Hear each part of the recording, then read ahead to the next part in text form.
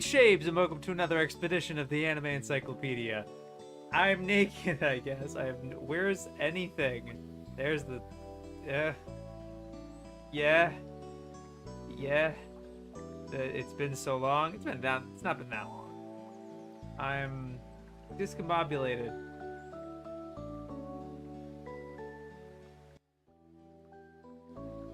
Actually, I just put this stuff. I'm a dummy. Sick cap. Thank you, Hayden. And good to see you, Asaweeb and Veal. And Kinyoko.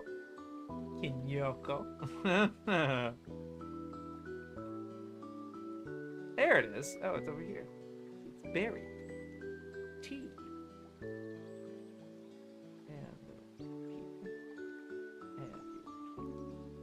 Okay. Yeah. Cap, because my hair at this point is so long that, like, it gets in my face so much that I'm just used to wearing a hat. So I'm wearing a hat. Baseball cap arc. I wear these a lot. Elsewhere. Not like on street. It'll be part of my new look. Like, you can't see it, but like, maybe I can show it. Oh, there you go. Hold on. Just a sec. Just like, look at this. Look at this. Look at this. Look at this.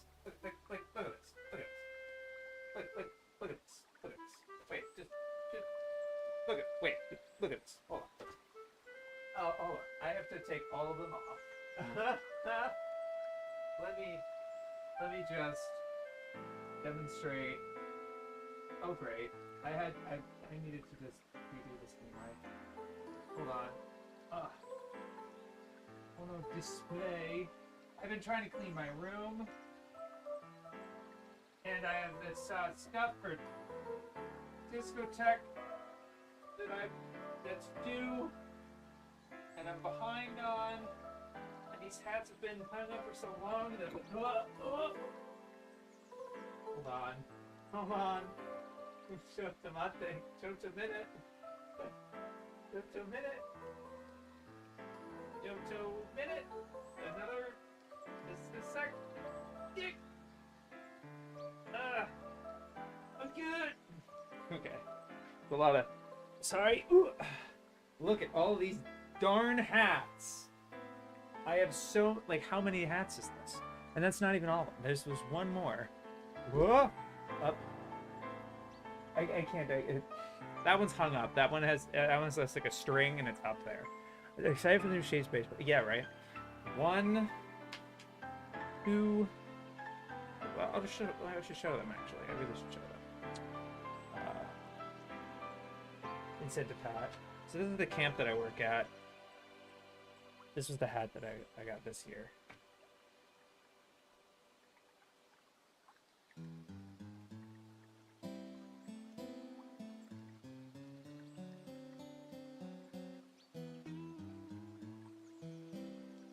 They're all themed around the camp that I worked at. This was my first one from my first year on staff. This is the gift we had at the time. Different hat. This is a different camp, but it's the same area.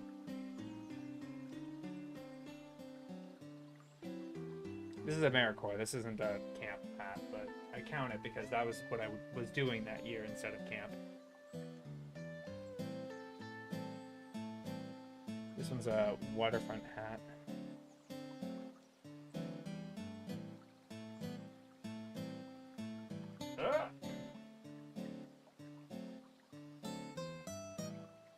I don't know why I'm starting with this today. I don't know why. We should be jumping into the frigging stream already. But I don't know. It's interesting. I've never shown them on stream before. There we go. That's a good time. The end of that track. Perfect timing. Yeah. I will have to hang those up in a fashion later. And then this is the hat I'm wearing currently. And that's Cap. Jeez. Bruh Cap. Cap Ritz. Can you make a tower of hats on your head? Not all those hats. Definitely not that many hats. I don't. Not the time. We could do that later. Okay. And then I assume then the levels are good. Hi, Annalisa. Oh, and good to see you too, Dolly. I guess the levels are good. Where? Okay. I haven't even pulled up the encyclopedia yet. Oh, fellas. There's stuff. So, first of all, it has been ordered. This is the 3rd edition. Thick. Very thick. Compared to the first,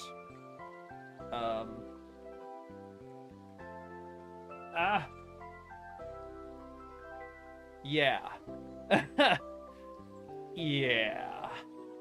Crazy. But I also got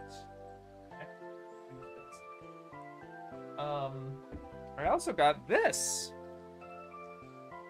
This is the Tezuka book by one Helen McCarthy. Pretty interesting. It's even got a DVD in the back. I haven't seen it yet. But full color, really big images, big text, bio of Tezuka, and a full chronology of his work. I'm really enjoying it. I've done like no complaints really, and that's what I want.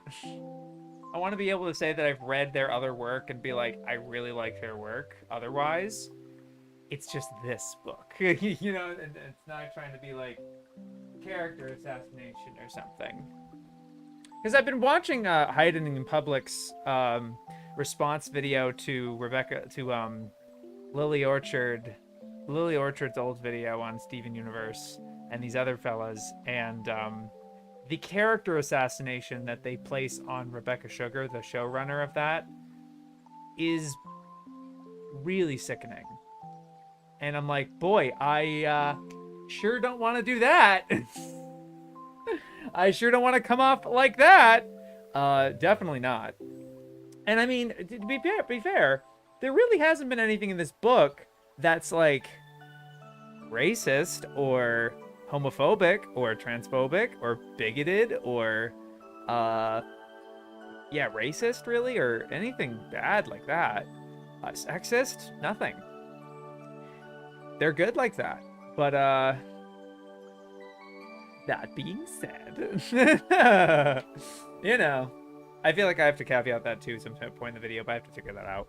I have been writing the video, the real actual final product thing, and I would say I'm maybe half or 2/3 through. I haven't read it back in a while because I've been doing other things, working on other stuff,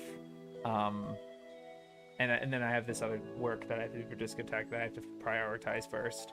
But soon I have to look at it, but it'll be being written and mostly recorded as I'm finishing this stream series, and then I'm expecting kind of like the intro of the video where I'm talking about how long I streamed this is like recorded close to the end of this stream series and close to before release.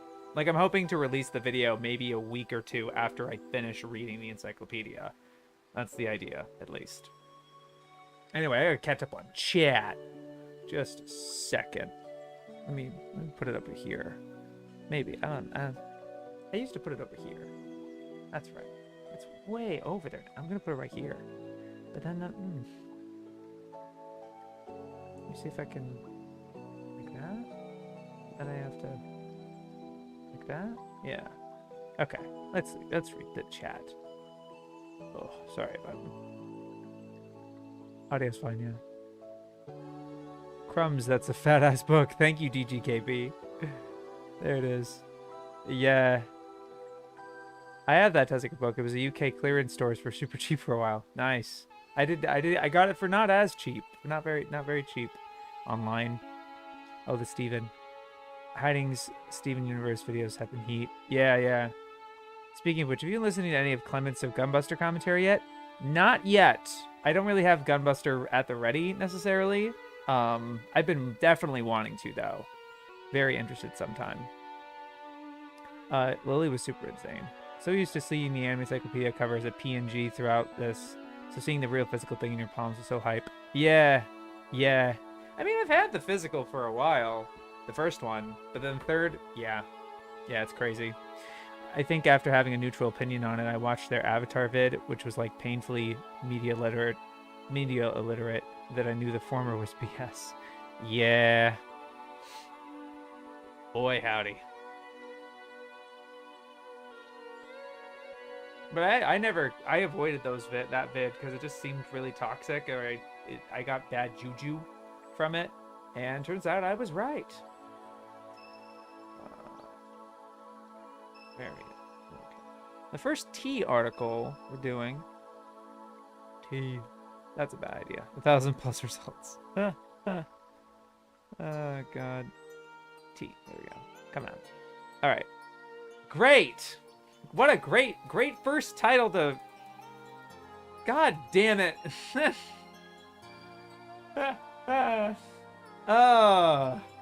This book is simply flooded with porn. Good lord, man. Come on, man.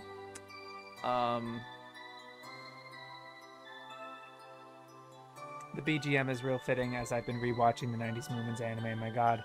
It's even better than I remembered. Yeah.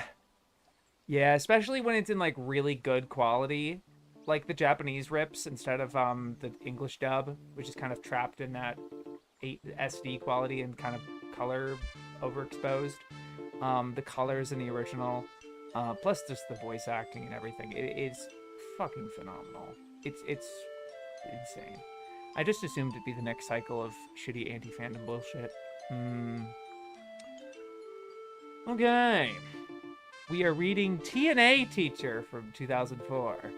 Well, one last thing before we get started. I'm sorry, it's been 13 minutes into the stream and I have not read yet. Bad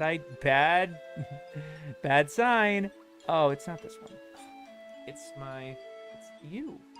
Gotta get my flash drive that I've been using. Got the version of the Encyclopedia. Updating and shit.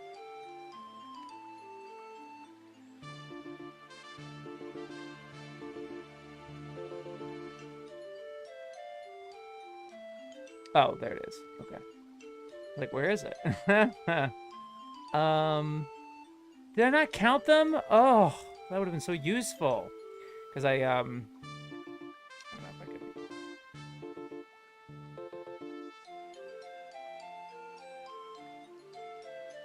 Because I actually counted first edition versus third edition. First, third. Yeah, I guess I stopped. This was first. No, these are third. Actually, these are the third edition ones. Ugh. I literally counted all of these. I physically counted how many entries there are in each letter. Because I'm trying to get the proportions of opinions versus not opinion, versus articles with opinions versus articles without opinions. And I wanted that to differ from first and third. A lot of data shit. And I think that was what kind of ran it aground my writing of it at the time. Yeah, I haven't got to that yet. Oopsie poopsie.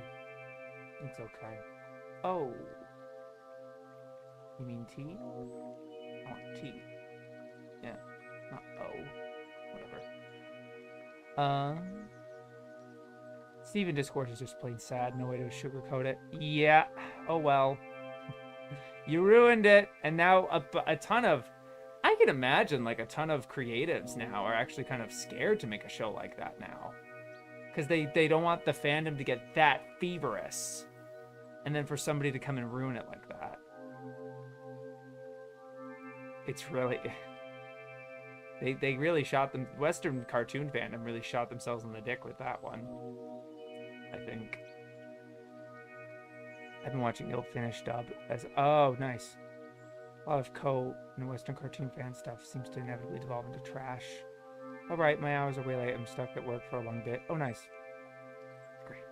Okay, TNA teacher, I've been delaying the inevitable. 2004.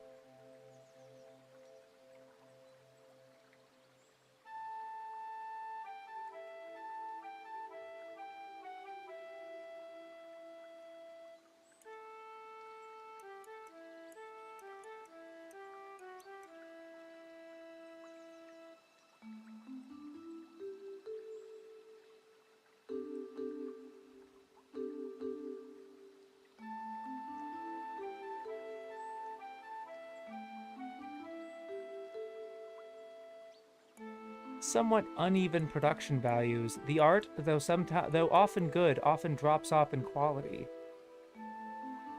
This series is saved from going down the road trod before by desperate carnal housewives, family of debauchery, and many others, only by the lack of a second episode, though there is certainly room for it. Based on an erotic manga. Okay, they do give an opinion on TNA teacher, right?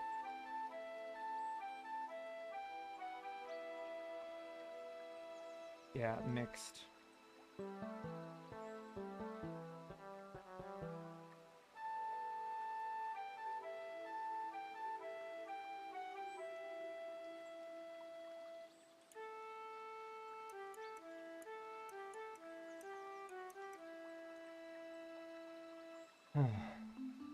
Alright. My back already cannot handle this. Uh-oh. Tachan, King of the Jungle from 1994, first edition. Maybe I put my... Because I've wanted to see more of my... But now I've been hunching so much that it's like I have to put my desk up. Can you still see me? This feels better, I think. Tachan.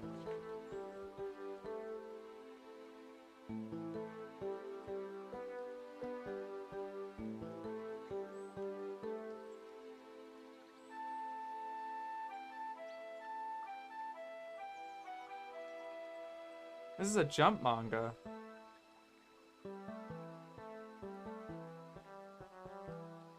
This is a very short article, though.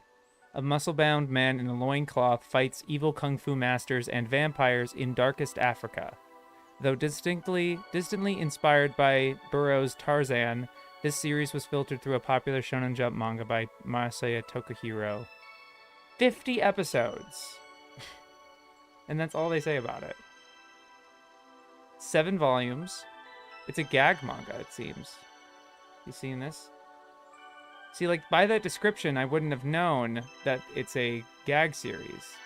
Oh, the overall was in 27 volumes. I see. It actually restarted, like, New Jungle-chan. Interesting. Wait a minute. The manga was in 1988? Oh, 94. Gotcha. Yeah, I wouldn't have known that's a gag series by that description. I want to make sure I put that down.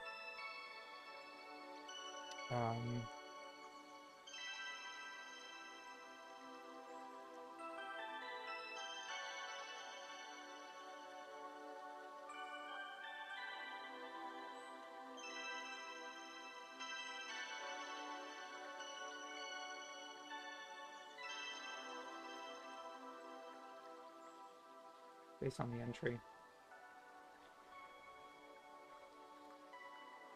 I mean, Owl House happened, but then it was the execs that ruined it. Often good, often drops off in quality. So which is it? I don't know. It's good until the post-net clarity. Touch-on's pretty funny. Oh, it's this. I think it has a Famicom game. Super Famicom. Ah. Okay. Taboo. Charming. Mother. 2003. Also no change with Tachan.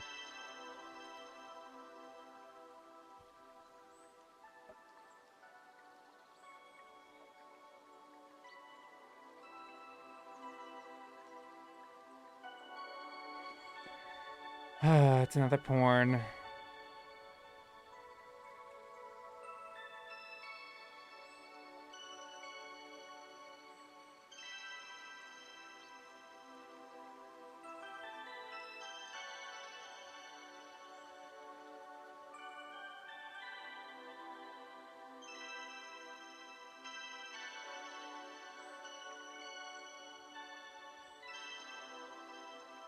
Within the limited demands of anime porn, Taboo Charming Mother is an intriguing title, much longer than the norm. It's 6 episodes. And consequently able to stretch its suspense and sex scenes over several episodes. This is probably due at least in part to the size of the adult manga by Tsuzuru Miyabi that inspired it, compared to Ujin's Sakura Diaries. Taboo Charming Mother...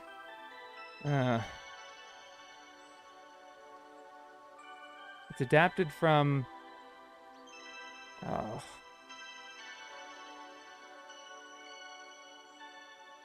It's 1 tankobon. Then Endo... It's still 1 tankobon. What? Wait, what? I hate looking this shit up. Great. It's a bunch of hentai, like, links and shit. Okay, Mal is saying... It's 2 volumes. This length of 6 episodes is probably at least due in part to the size of the adult manga that inspired it. And they don't mention how long it is in this article. And then you find out you look it up elsewhere and it's 2 volumes? That's not that long. I mean, I guess it's long enough to warrant 6 episodes. You can kind of stretch, but that's still kind of a lot. And it doesn't quite make sense what they're saying. I don't think I get that. I'm gonna give that an odd. Although a lot of this, like, it's gonna be hard for me to write a lot of these down now, because now that I'm formulating the video, I keep thinking of writing this and being like, am I gonna put this in the video though? Meh, I don't really need to. But I have to fight those urges because I really want to have a thorough exploration of the encyclopedia, right?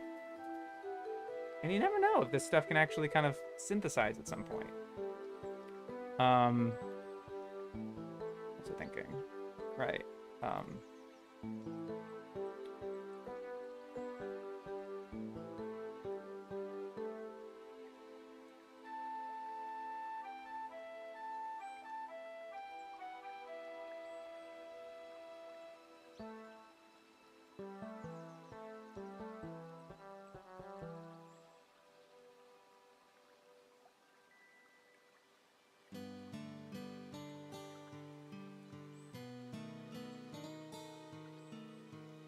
What? Yeah. But they do call it an intriguing title.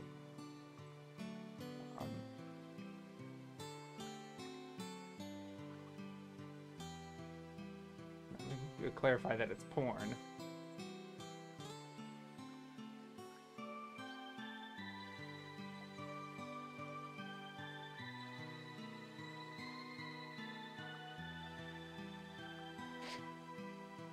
Much longer than the norm.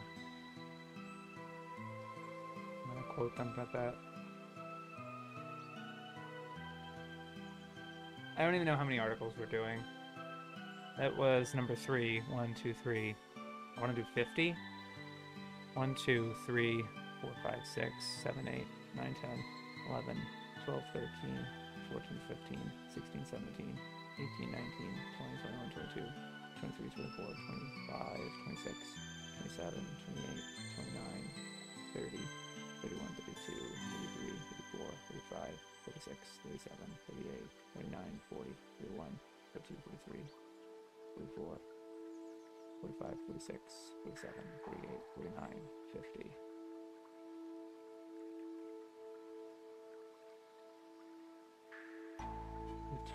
Tari is when we're gonna stop. Let's catch up on chat. With all these porn reviews, it's making miss when Harfigan had a regular stream of vids. Ah, rip. Hello, Joel. Thank you for the compliment on the hat. It must have a distorted frame of time for porn. When do you think the video will be out? I want it November.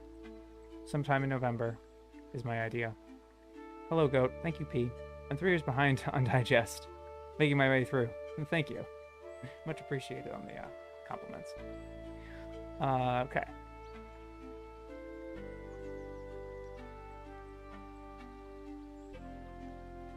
moving on.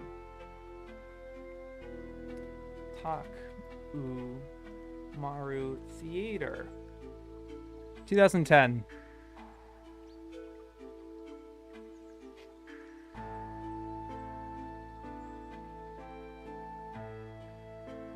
Redolent? Even more redolent of characters. Strongly reminiscent or suggestive of characters created by Tatsunoko Studios. Okay. Look out for cute furfolk mutated from Battle of the Planets, Cash Earn, and more in comical adventures. Okay. They mentioned that it's Tachima. It's a very short article. Tachimals are small, cute, super deformed animals that have special fighting moves. You may think they are reminiscent of Pokemon, but they are even more redolent of characters created by Tatsunoko Studios, the home of heroes. And yeah, interesting.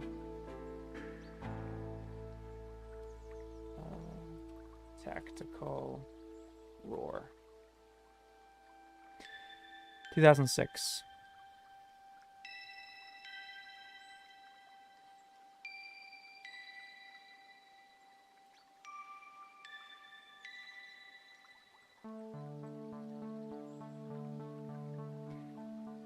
No information, just a summary. No detail, like they just kind of summarize it.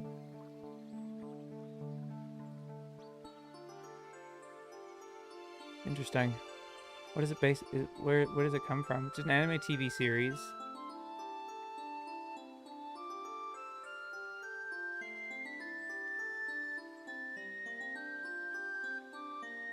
That's interesting. Yeah, it's an original series. It's not really based on anything. That's interesting. Okay. Not much to say there, though.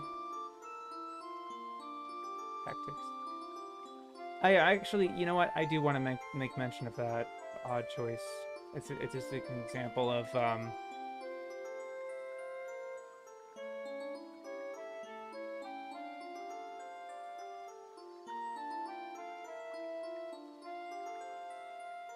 and just to say what it is, right?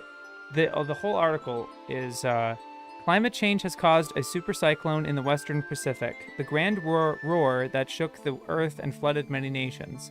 Shipping is vital to the new world economy, and piracy is even more accursed than before, so companies spring up to provide escort ships for cargo and passenger liners.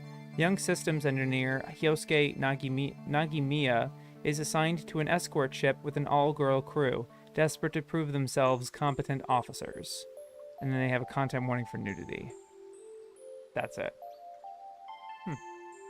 Interesting. Been wanting to watch Tactics for years. Tactics is coming up next, actually. This is... Oh, sorry. Yeah, so that's... Yeah, Tactical Roar, and then Tactics is this one. That I didn't just subscribe, but yeah. The more porn reviews there are, the more I wonder how did they get their hands on that many. Helen talked about how there's a database that they used that was, like, really thorough. It was, like, more thorough than some of their other sources. Why was there so much hentai licensed for home video rentals? That too. That too. It did have a lot licensed out. All right, now we're on Tactics from 2004. But I'm sorry, I have to get some drink.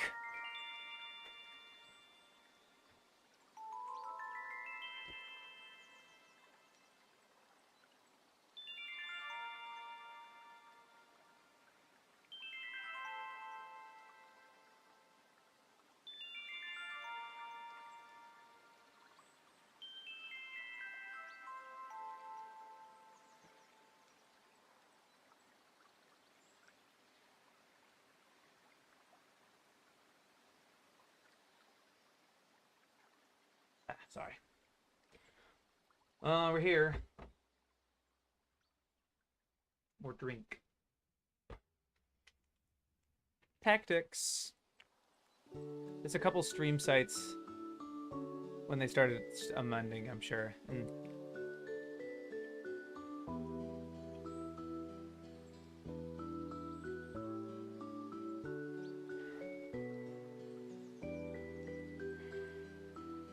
I should mention this, the media poisoning. Scholar Kantaro Ichinomiya researches folklore by day and goes ghost busting by night in the manner of Mushishi. He's not a ghost hunter, anyway. Mushishi, that is. Ginkgo.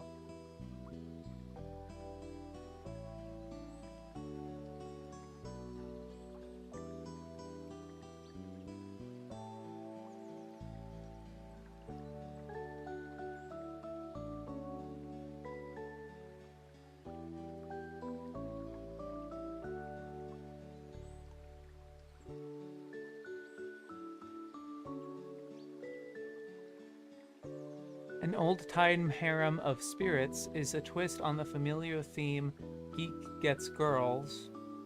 Geek Gets Girls, and this has more charm than the usual. I'll give that their opinion here.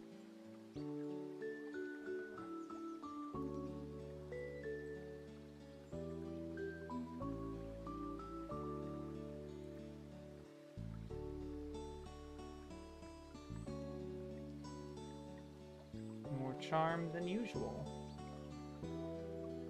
Lustin makes them feel good. Tai Chi Chaser Racers 2007.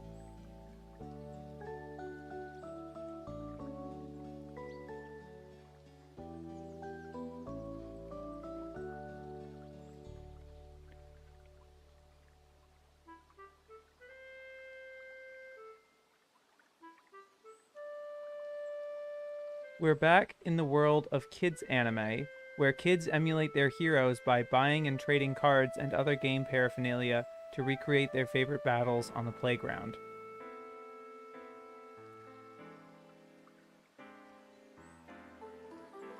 Only 26 of the 39 episodes were actually shown prior to 4Kids' filing for Chapter 11 bankruptcy in 2011. Dang.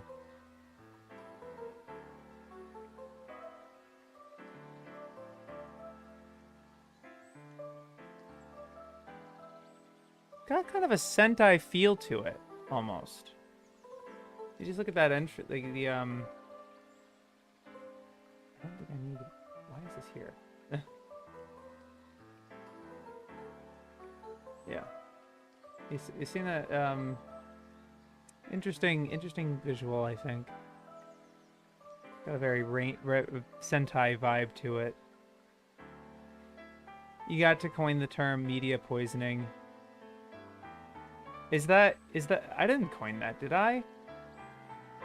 I thought I heard that elsewhere. Chaser just makes me laugh. Kamara drives announcer voice. Drive! Type speed! Yeah. Shinosuke. Isn't his name Shinosuke? Yeah. Oscar, good to see you, by the way. Okay. Yeah, not much to say about that, really.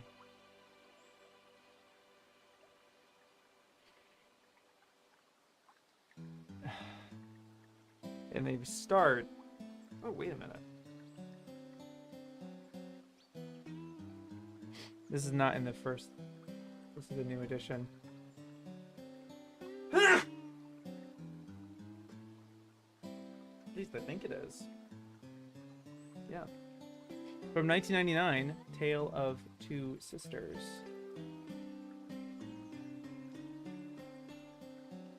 Unless they put it somewhere else. I don't know. In this typical tale of anime abuse, replaying the vengeful student-teacher setup from Adventure Kid.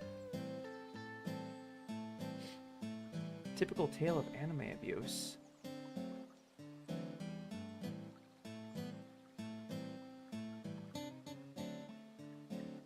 Oh, it is elsewhere. I highlighted it. That's interesting. Hold on. Is it because it was S Sisters Rondo?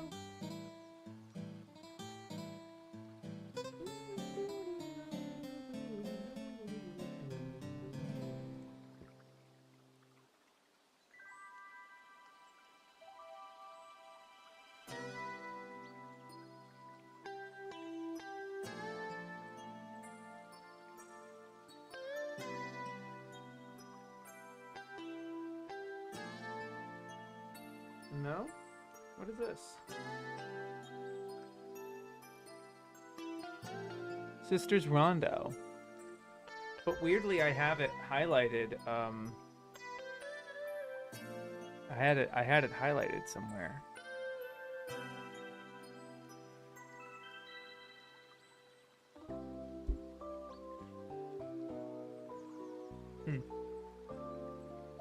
I'm not sure what's up there with that. I'm gonna call it dismissive though. Tale of two sisters. Typical tale of anime abuse. What the hell is Adventure Kid? I don't know, but they reference it a lot. quite a number of times. I certainly have heard of it, but not really on my radar. Tailenders from 2009.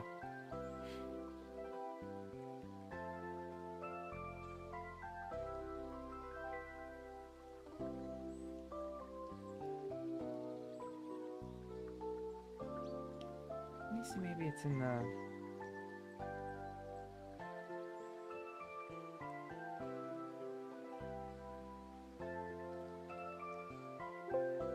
No way.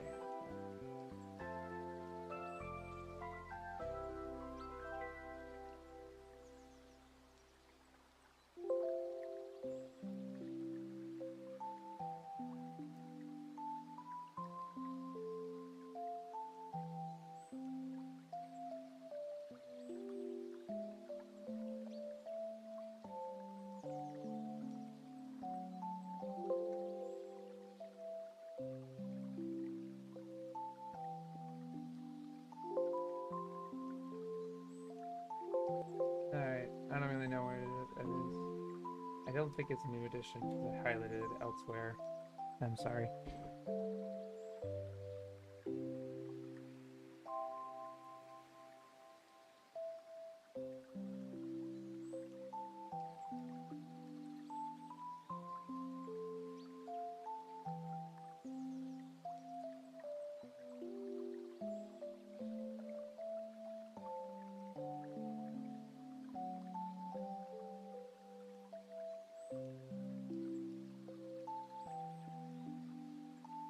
Another example of overshadowing. Tailenders. Unfortunately, this was in the same year as fan favorite Redline, which cornered the market in racing anime.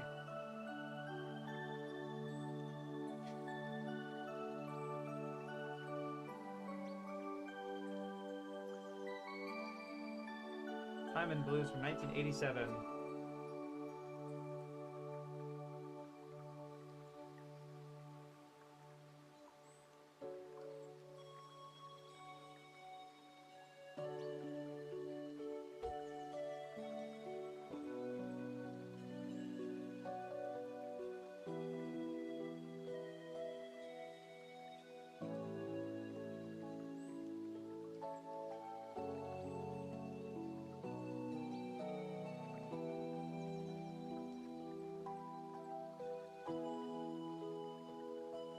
Okay. Just synopsis, really. And let me see if it's different from the 3rd edition.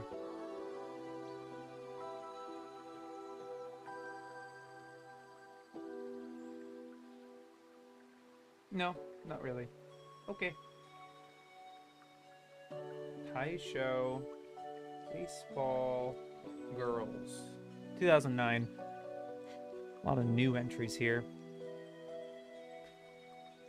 Tied in the time of loses 10. Thank you, Kinoko. Ugh, 40 minutes, 10 entries. Ugh. We can go quicker. I think there's gonna be a lot of short ones with people that I counted.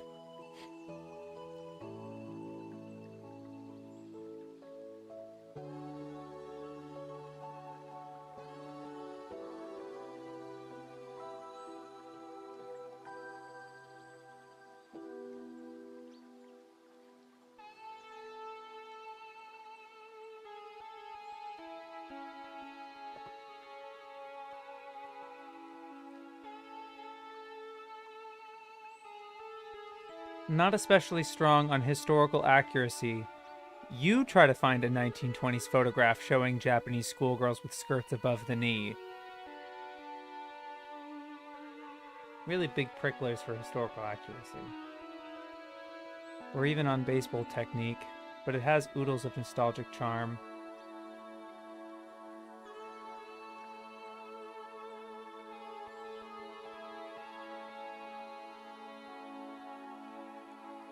Sweet, light, gently humorous show that probably has grandmothers and their granddaughters watching all over Japan.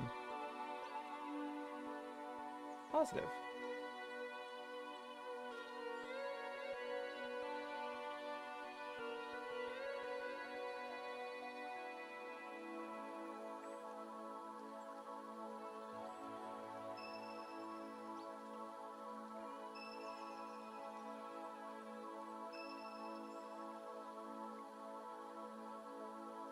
And unfortunately, I think I've given up on the idea of making a big chart.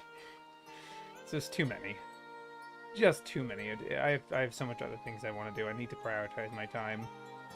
I can just kind of have the titles listed, like typed out and scroll up. I might still have to do that either way, but yeah, that's going to be easier than looking up the image, saving, finding some sort of service or to Photoshop it, like. I'm sure maybe I put it out. I commissioned it out to somebody to do it. I don't know. I didn't realize this was happening now. I did hear one of the buildings on the show was actually destroyed when the show should take place. Oh dang! You got to see a weird proc. Taito Road. Road. Just mark and sort, I guess. Yeah. I don't know. I don't see an easy way to do it. Yeah, Excel sheet, sure. I still have to type them all out. But then it's a matter of like... I don't know.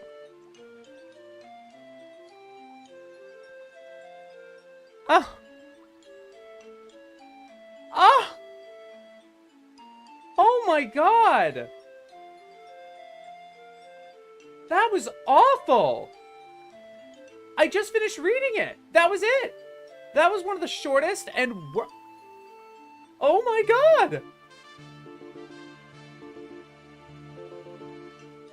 In a lackluster picaresque that tried to cash in on the successful Street Fighter II franchise, a young man sets out to fight lots of people. That's it?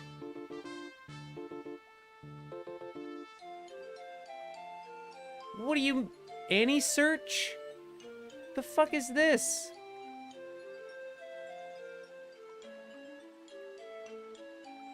Thank you. Give me fucking mail or something.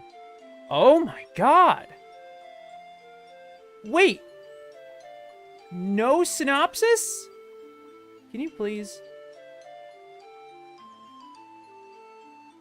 Oh my gosh!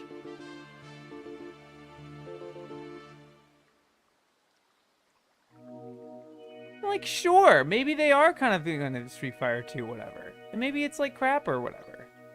It's by Toei, though. That's incredible.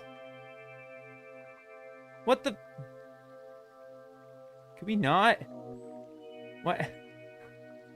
Why are you doing this to me? Don't do that. God damn it. Nani Sore is the vaguest description imaginable. Absolute amateur. When you try to fit the entire synopsis in a tweet. Yukio Kaizawa directed Fun Fun Pharmacy, I think.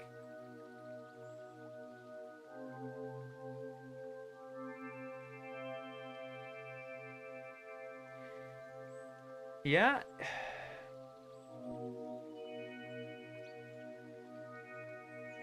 I'm looking through his stuff. He directed Jigoku Sensei Nube. Yep, he's the director of Fun Fun Pharmacy. And Kira Kira Precure according to Auchi. Wow. Wow. Okay. Director of Tamers and Frontier? Digimon Tamers and Digimon Frontier? Dang! Big Toei veteran. And it wasn't his debut. It was not his debut. His debut was Shin Bikurimon. Very early. He was an episode director only on Memoli and Step June. And then, like, look at this. Like, he very quickly shot up to director. Very interesting. Nice. Yeah, nothing on Mal either. Or any list. Yeah. Jeez. Well, I guess I'm now interested. What's the full name of it? Tight Road. It's Taito Road. Like, it's Shinken Densetsu. Tight Road. Okay. Short. Shinken Densetsu. Tight Road. Jack shit. Awful. I'm also gonna put dismissive. Because I swear to God, there's a very likely chance that they looked at that cover and were like, eh. Literally just, like, looked at the cover.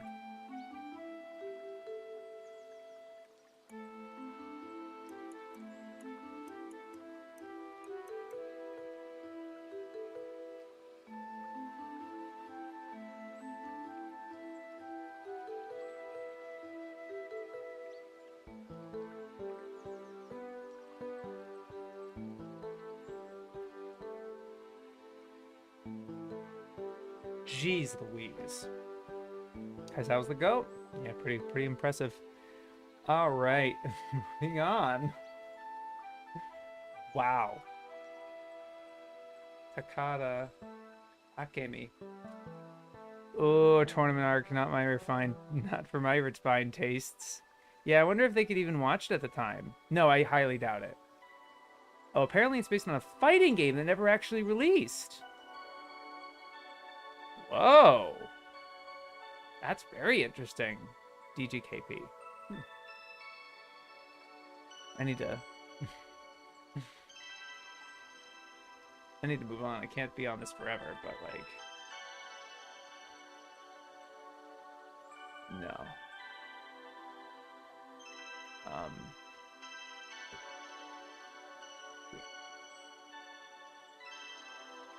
Let me just look it up in Japanese. Oh, great. It's in Japanese.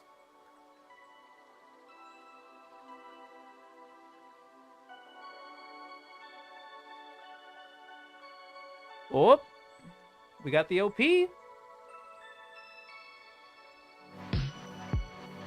What the heck?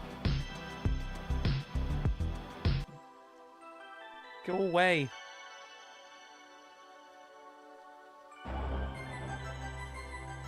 Okay.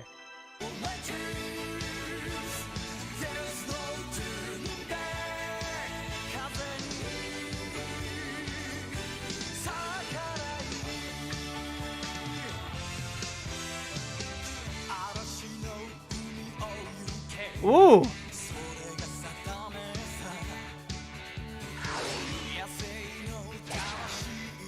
Oh man, it's in dog shit quality, but man.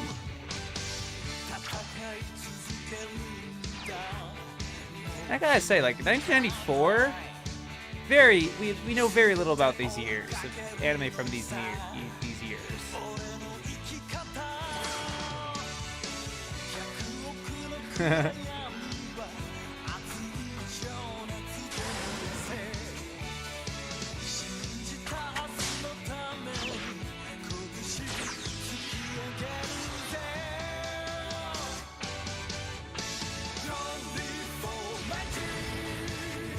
Wow.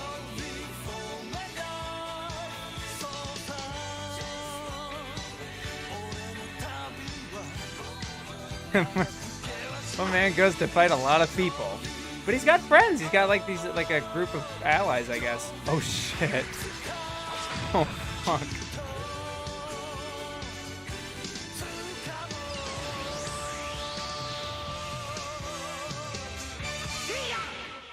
Hee-yup. Ooh, ooh.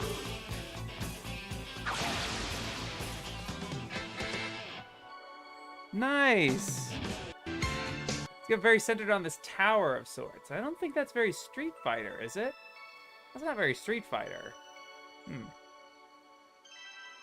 Looks like he's setting out to fight lots of people after all. That's like, I didn't deny that. I didn't think they were wrong. But it just piques your interest if that's all you say. Yeah, I can only find the OP. Whole show's on Internet Archive. Let's go! Thank you, Aochi. Kind of got Hisashi Iguchi colors. Finding game OVAs like Street Fighter and King of Fighters was legit. Land of Obstruction has a piece on this. Oh, of course he does. But they mentioned that the only way they could watch it was to import VHS tapes from Japan. Probably at the time. Apparently it's on Internet Archive now. I had to change my phone. Greeted to peak OP. Yeah. Which probably explains why nowhere has good articles on it. Oh yeah. Surprise stream. No, we're gonna do Tuesdays, Fridays, I think, Mia. I think that's the... And I was like, oh, I gotta do it. Sorry for the surprise. Yeah, towers are SNK style. Yeah. So that'd be more of a better comparison than Street Fighter. But they keep mentioning Street Fighter, right? Anyway, sorry, I will move on. Good God, though, that article.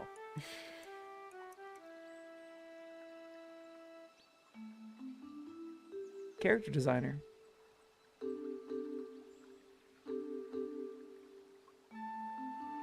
Headgear. Pat Labor, character designer. Let's go. Okay, cool. Takahashi Katsuo.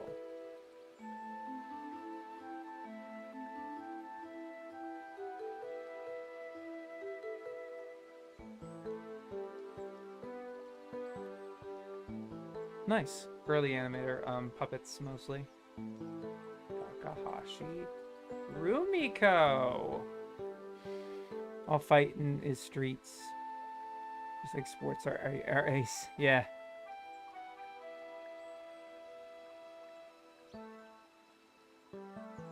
Born in Niigata Prefecture, Takahashi graduated from the History Department of Japan Women's University. She had already been attending a manga workshop and found work as an assistant to Kazuo Umezu. She won a Shokugakan, a new Writers' Prize in 1977, and went on to create the original manga for Urusei Yatsura, Maison Ikkoku, and Ranma 1/2, three of the defining manga works of the 1980s. She also appears as a guest designer on the credits for a few anime, and as a design assistant on Adrift in the Pacific, and as the designer of a single character in Crusher Joe. I didn't know that. Subsequently, her role in anime has been limited to that of the author of the manga on which many shows are based, notably the long-running Inuyasha, but also One Pound Gospel and Mermaid's Forest. Her design credit on Moe Ken is for work on the original game on which the anime is based. Nice. Takahashi Ryosuke! Born in Tokyo, Takahashi dropped out of the literature department at Meiji University in order to begin full-time employment at Mushi Production, where he had already been working part-time. He went freelance in 1969 and became a supervising director on Zero Tester. As a writer and director on Votoms, he was a key figure in the move toward the depiction of realistic robots, see Kunio Okawara. He was also a supervising director, even though he had been moving towards real robots ever since Dougram. But probably even earlier, maybe even earlier than that. I don't know. He was also a supervising director on the 1979 remake of Cyborg 009, Mom is a Fourth Grader, and Night of the Iron Dragon segment in the cockpit. Yeah. I feel like they should have mentioned more of his titles, like Leisner and Blue Gender and everything, but whatever. Stream time! Yeah, good to see you, RC. Didn't know 1 Pound Gospel was... Yeah. Takahata Isao. Sometimes credited with the pseudonym Tetsu Takimoto. Born in Mie Prefecture, Takahata graduated from the French Literature Department of Tokyo University in 1959. Inspired by viewing Paul Grimalt's cartoons in his student days, he joined Toei Animation in 1961 and worked on The Littlest Warrior and Little Prince and the Eight-Headed Dragon. His directorial debut came with Little Norse Prince, a financial flop despite a critical acclaim, which led to his temporary retreat into television animation.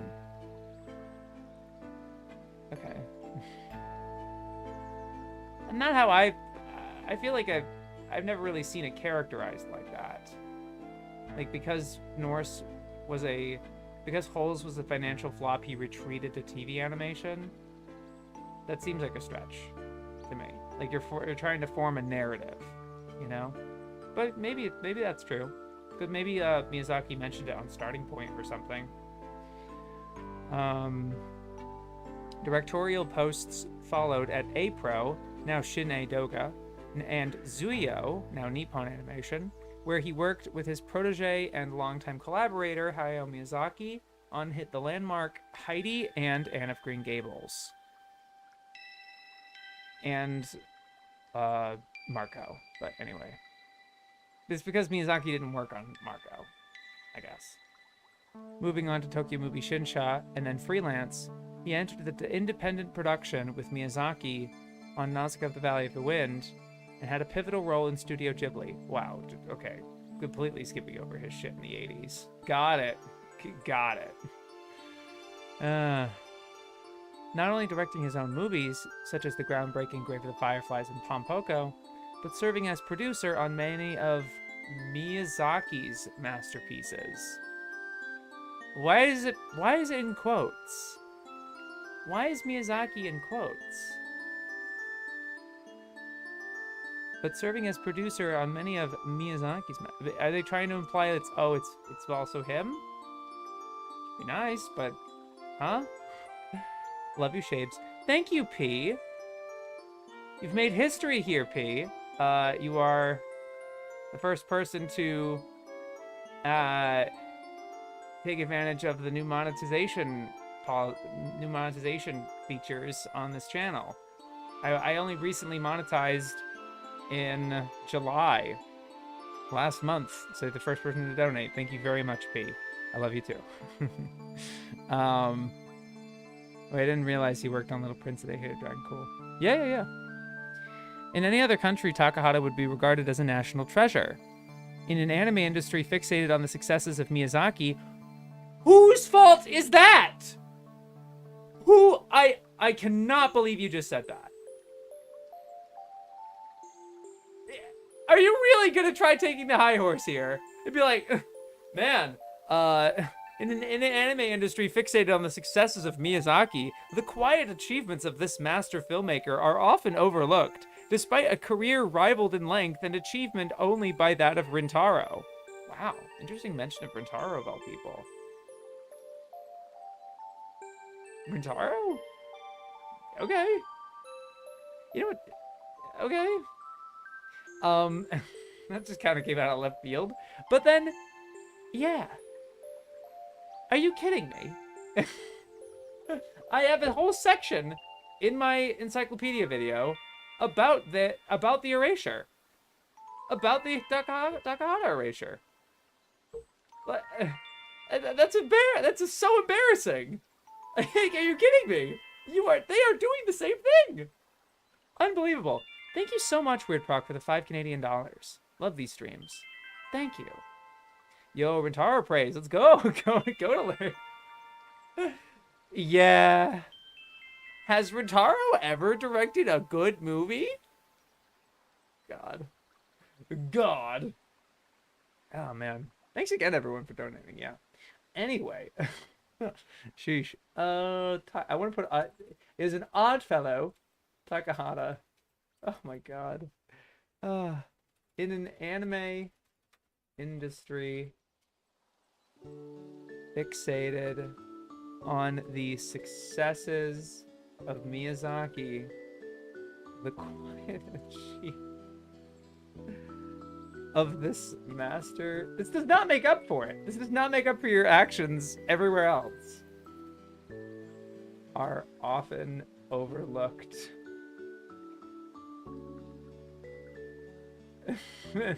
Including you. Amazing. One article is good enough work for them. A better question would be, has Rentaro ever directed anything bad? Good point. I was mid on Harlock TV. I'll admit it.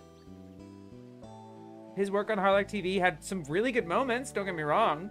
It wasn't completely bid. Oh my, I still have the scene of that one professor getting shot to death, like, burned in my head. Really incredible shit. I gotta rewatch it. I don't know. It's gotta be not in doo-doo quality, and I know it will always be in doo-doo quality, so. Oops! What has he directed? Oh, like, innumerable. A lot of movies. Genma Tyson. I can't believe Genma Tyson's the first one I thought of. A lot of people don't like Genma Tyson. But Metropolis. He's my favorite from him. Galaxy Express 39 and Galaxy Express... Adieu Galaxy Express 39, the two movies. Both by him.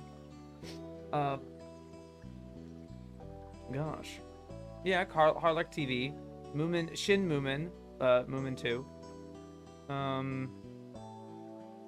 lot of shit. Oh my god. I'm just doing it off the top of my head, really. Yeah. A lot of stuff. Trust me. Wow, what took y'all so long? What took me so long to get monetized? I was a lazy bum, I guess. Or I had some weird thing about it. I don't know. It was never really a prerogative for me. But this is really just to, like, take it a little more seriously and maybe get the channel a little more viable. I don't know. A little more, like, exposure, I guess. Because I have a feeling that YouTube prioritizes, rewards channels that are monetized versus ones that aren't. But probably not even the case. I don't know. How is Yona Yona Penguin? I don't know. I haven't seen it. Is that something that Rentaro did? Probably. I don't know. I know some people dislike X because he doesn't follow the manga, but I feel like that's going to be a bozo take when I watch it. Yeah, we'll see. We'll see. Metropolis is so good. Mercury Falcon was tweeting his Anna Green Gables binge watch and has posted a frame of a letter chalk full of blatant Gundam references. That's great. Metropolis was good, but getting context of adapting predecessors got better appreciation. Yeah. I really want to read the manga, the one volume by Tezuka. I want to read a lot of Tezuka's shit, actually. Take the X Train is one of my favorites. Yeah, that's another one. God. It's all about appeasing that algorithm. Yeah. Anyway. That's funny. Okay. Takamaru. 1991.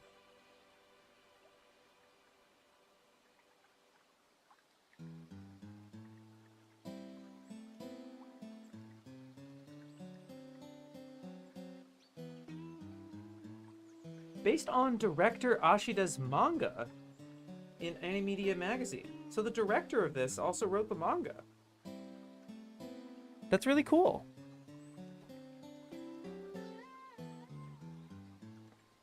Yeah, Toyo Ashida directed this, and Cho.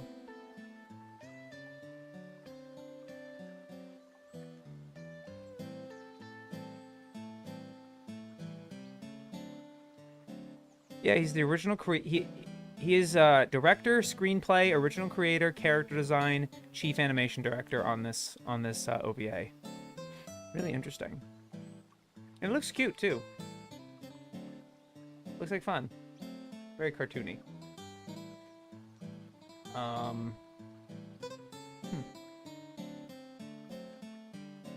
Where was that?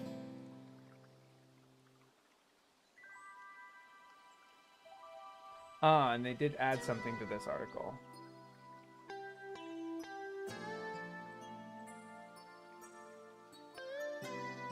Added 1992 second series Shin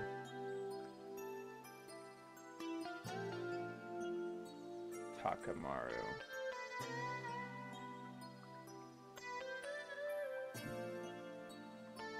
Yeah, they added that part.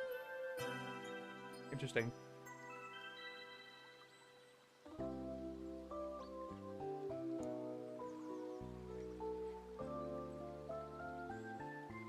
Have to supper now, big back later. Good to see you, Rupak. Thank you. I've enjoyed dinner.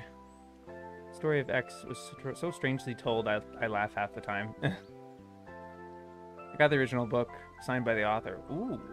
How's it going, gamers? Hi, Roger. Sorry you had to see me freak out that one time. All good, Oomphy. We support each other here. We fams. Ore tachi wa kazuko-ja. I don't know if Sha really needed to be there. I don't want to say Desu. Takane's Bicycle. 2008.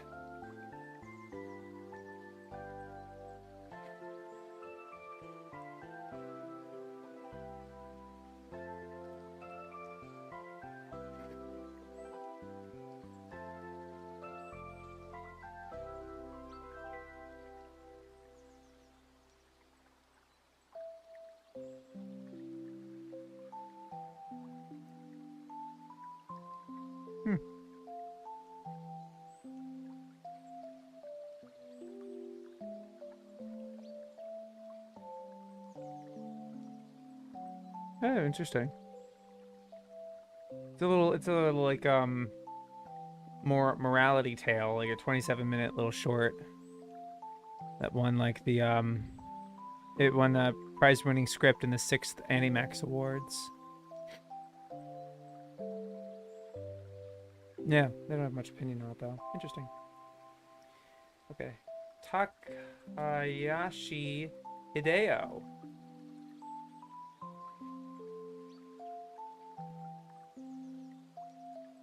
Scriptwriter,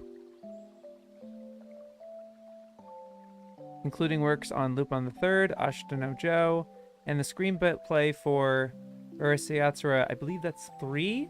Always My Darling. He's also written many novelizations, including ones for the anime of Dragon Quest and Sukeban Deka. Interesting. And speaking of Rentaro, and speaking of this one, Take the X Train. Here we are. This is 1987.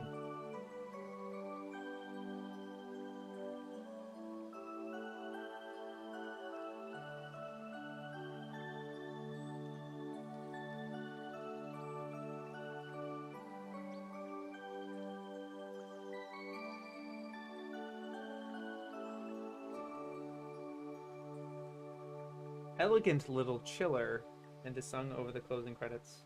No mention of Rentaro. Oh well.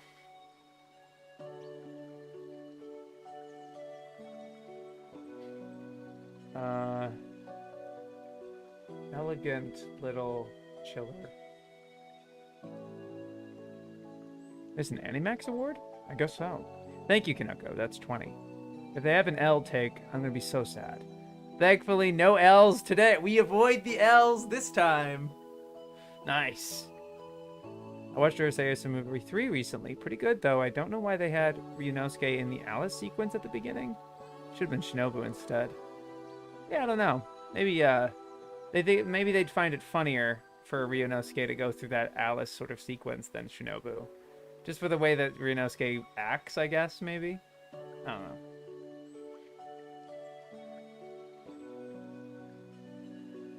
Takegami. Let me just double check the, yeah, there's no change. Yeah, no change. Takegami from 1990.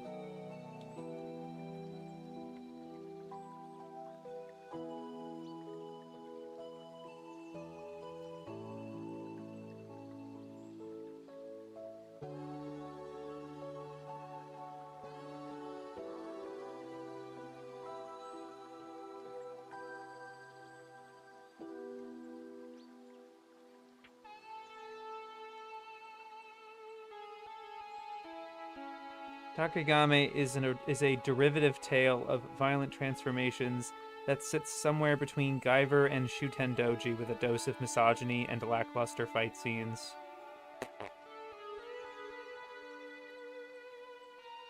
Compared to these two shows, which similarly retell ancient myth in a modern setting, but not as an excuse for getting into fights with girls. Alright, what do they say in the third edition?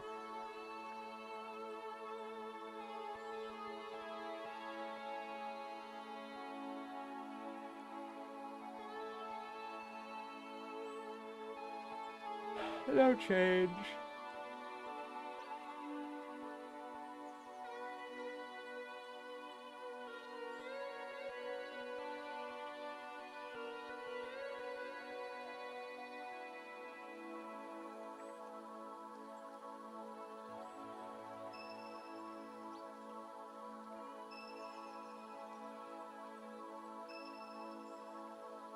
Boy.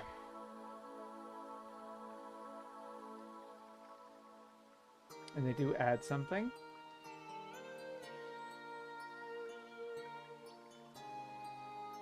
Added, reboxed in later years in the US as just plain Guardian of Darkness.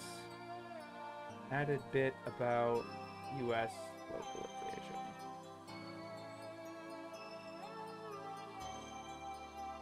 Takizawa Toshifumi.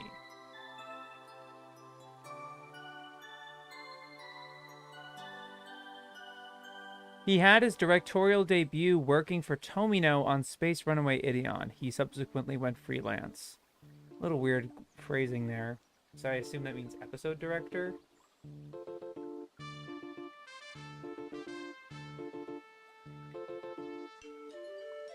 Yeah, he was a storyboarder on 6 episodes, episode director on 10. Mostly a storyboarder. A couple directors, yeah, some stuff like that. Yeah. He's credited as director on Leisner. That's interesting. I didn't know there was more than one director on Leisner. Yeah. Oh, okay. Yeah, he's an episode director. It just they're listed. They're credited as directors, but they're episode directors. Like they're very clearly episode directors of director of episodes. So episode director. It's like, okay. Anyway.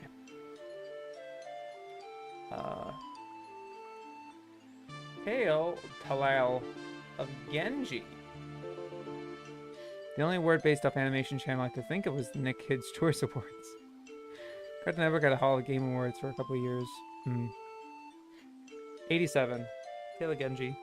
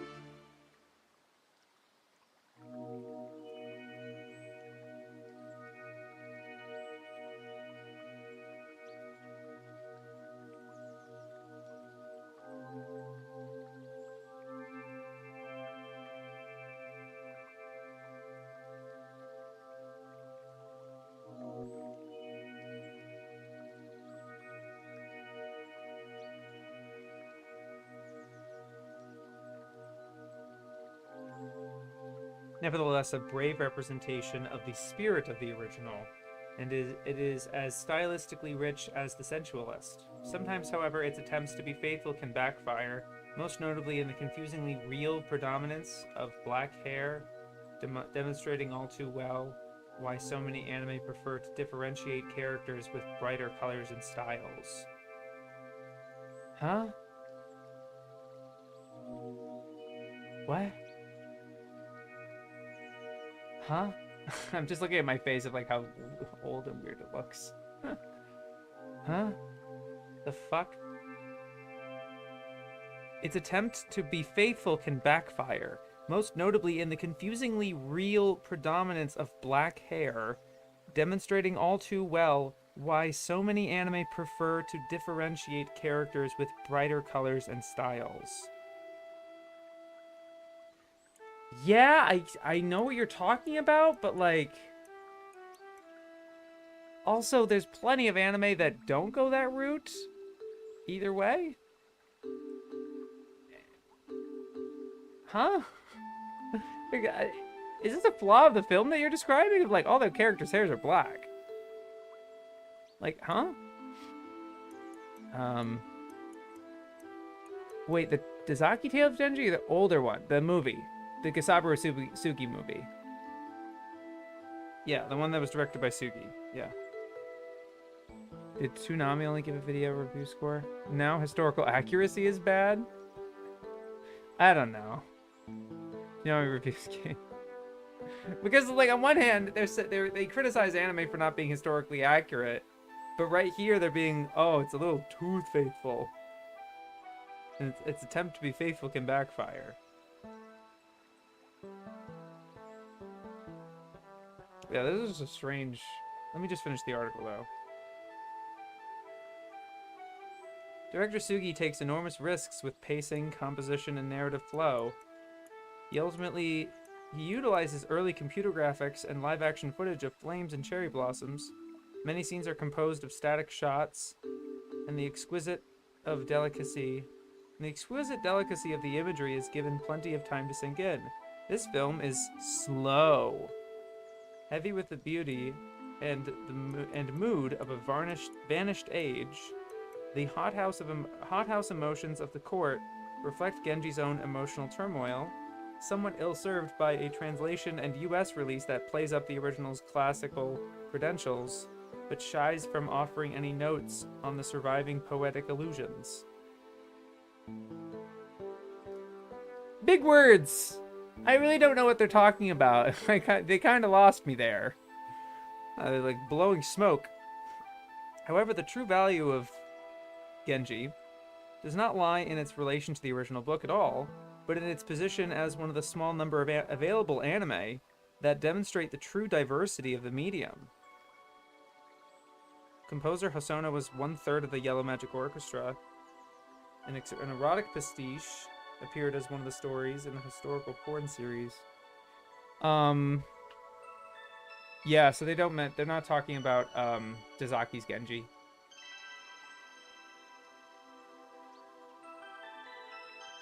No, I don't know where that is. Let me see if I can look it up.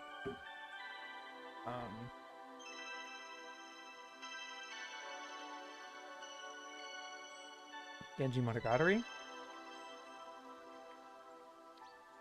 An unrelated...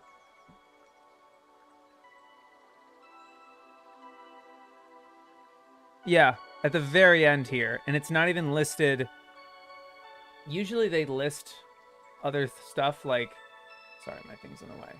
Usually they list other titles at the top here, like if there's like an additional series or something. But they just kind of tacked it on at the end over here. This is it.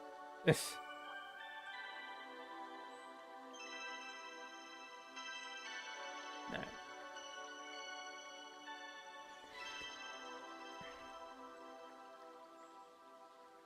Short skirts and Taisho hair is too much, but rainbow hair is fine. Yeah. It's funny hypocrisy in this one reading. I'm just gonna give that an odd choice of the... Let me find it.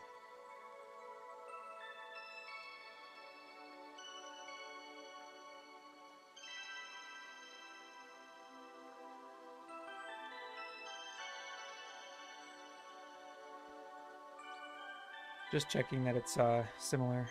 There's no changes besides that.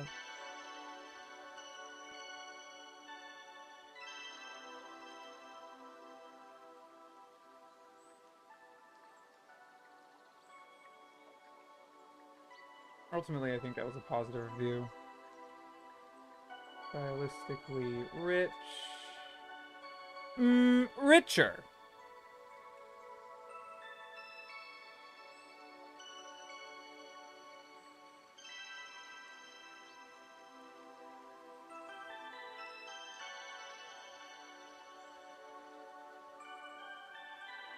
demonstrates the true diversity of the medium.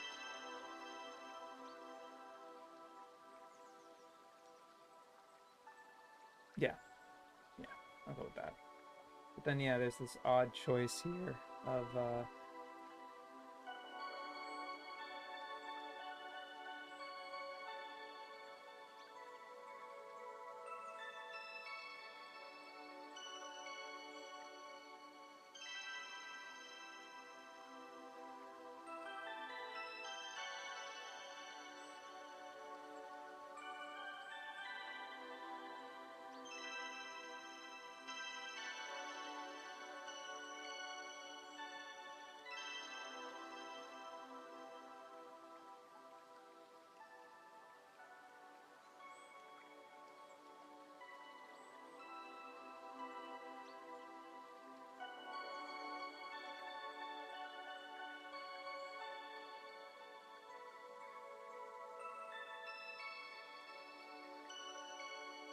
weird.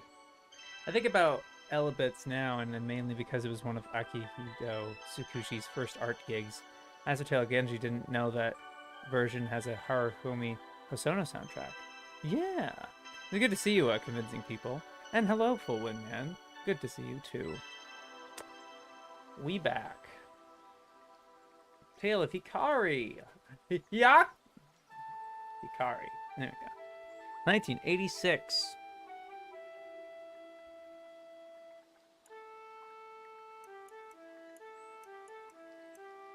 Of course.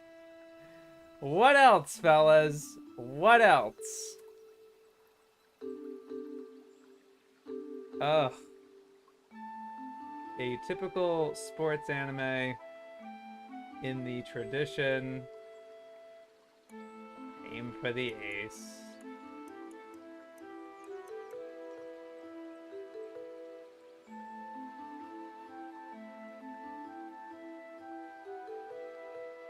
"19 episodes, yeah. They were like it was taken off the air before finishing the standard 26 episode run. They say anything crazy? They did have one. They did have one very embarrassingly bad article. Let me get to it real quick. This is all they say about Taito Road. In a lackluster picaresque that tries to cash in on the successful Street Fighter II franchise, a young man sets out to fight lots of people. That's it. Like 13 episode show. Incredible. So we spent a couple of minutes on that, on just like looking it up and seeing what we can find of that show. It is all available on the Internet Archive. But yeah. God. At least they acknowledge it. For women, they've been acknowledging Aim for the Ace every chance they get.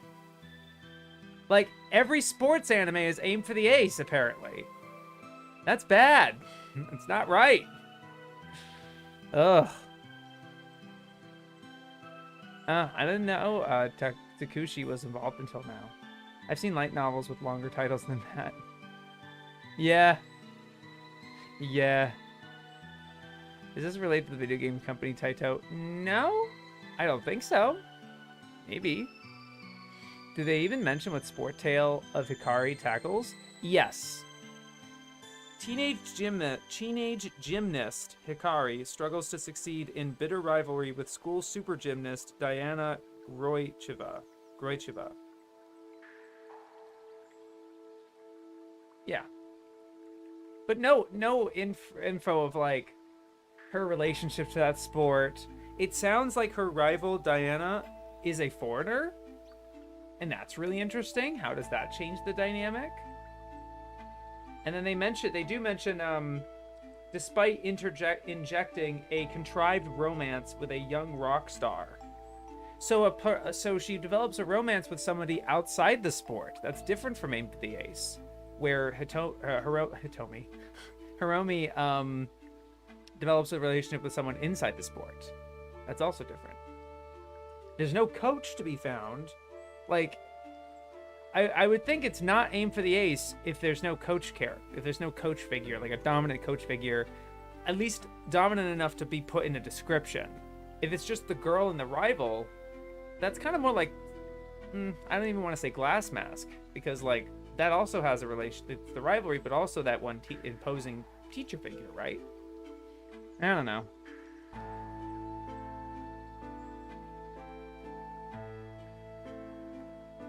I must have missed those streams. No. It was in this stream. I don't think we've missed anything. Oh, I've missed those streams of all the Ace stuff. Really? That's been brought up a lot of times. That's interesting. Yeah. No, yeah, that's been a big thing. Because I remember seeing an episode of this years ago and liking it. I'm pretty sure Elabits has got a minor boost in popularity thanks to Maiden this. Oh, yeah. It's always odd when someone talking about a genre has one point of reference that compares everything to that thing. The Boss Baby tweet, but snootier. Yeah. They do that a lot. They do that quite a lot. They have a handful of their picks, the ones that they always mention: Tenchi, Urusei Yatsura, Armitage the Third. A lot of those titles that they kind of just keep going back to every single time. Aim for the Ace, of course. But it has a boy and a girl, and Aim for the Ace has a boy and a girl, so it's basically the same show. Yeah. Hate to call people out like this, but see Sailor Moon, Madoka Precure from Mono Shoujo. Oh, they are the same way. They're the same way, because they talk about Sally the Witch a lot. And then if it's more in the line of Sailor Moon, they're going to talk about Sailor Moon a lot. They always bring up Pokemon for anything that remotely similar to Pokemon, right? It's about sweaty girls and girl rival action. Totally Aim for the Ace. And don't get me wrong, I think if you are a fan of Aim for the Ace, you might like Hikari no Densetsu. Sure. Actually, they'd mentioned Cardcaptor over Precure because that got localized. Right, yeah, they would. Armitage the Third is a go-to for them? Baffling. Yeah, they love that show. Oh yeah, they love that OVA. This Bond to Japan, but is big in Europe. I hope there's an actual person who has only seen Boss Baby and gets Boss Baby vibes from everything else you see after it. Oh man. That's great. Okay. Tale of Hikari no Densetsu. Tale of the Ninja Ryuken from 1991. Yeah, no change, by the way, on that last one.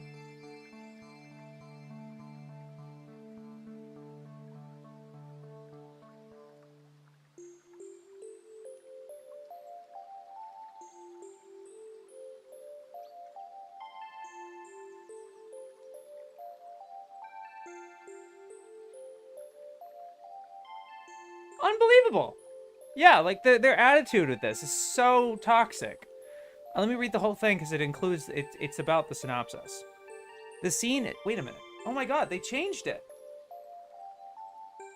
Oh! Oh, whoa! Oh, that's a very different synopsis. Oh my god. That's almost a completely revised I think that's a completely revised article. Okay, let me read the first one. This is from 2001. In turn of the century Tokyo, the human world is under attack from demons determined to seize control of Earth. See Silent Mobius. This is not it, actually. I'm actually reading the wrong synopsis. I'm a dumbass. I'm sorry. I was reading, something else entirely. This isn't even in the 3rd edition. Where is it? Wait a minute. Where is it? I'm sorry, guys. I don't know what's going on. Whiplash here. What happened was, I'm looking at the 3rd edition to go by what we're putting down here next. So it's Tale of the Ninja Ryuken from 1991.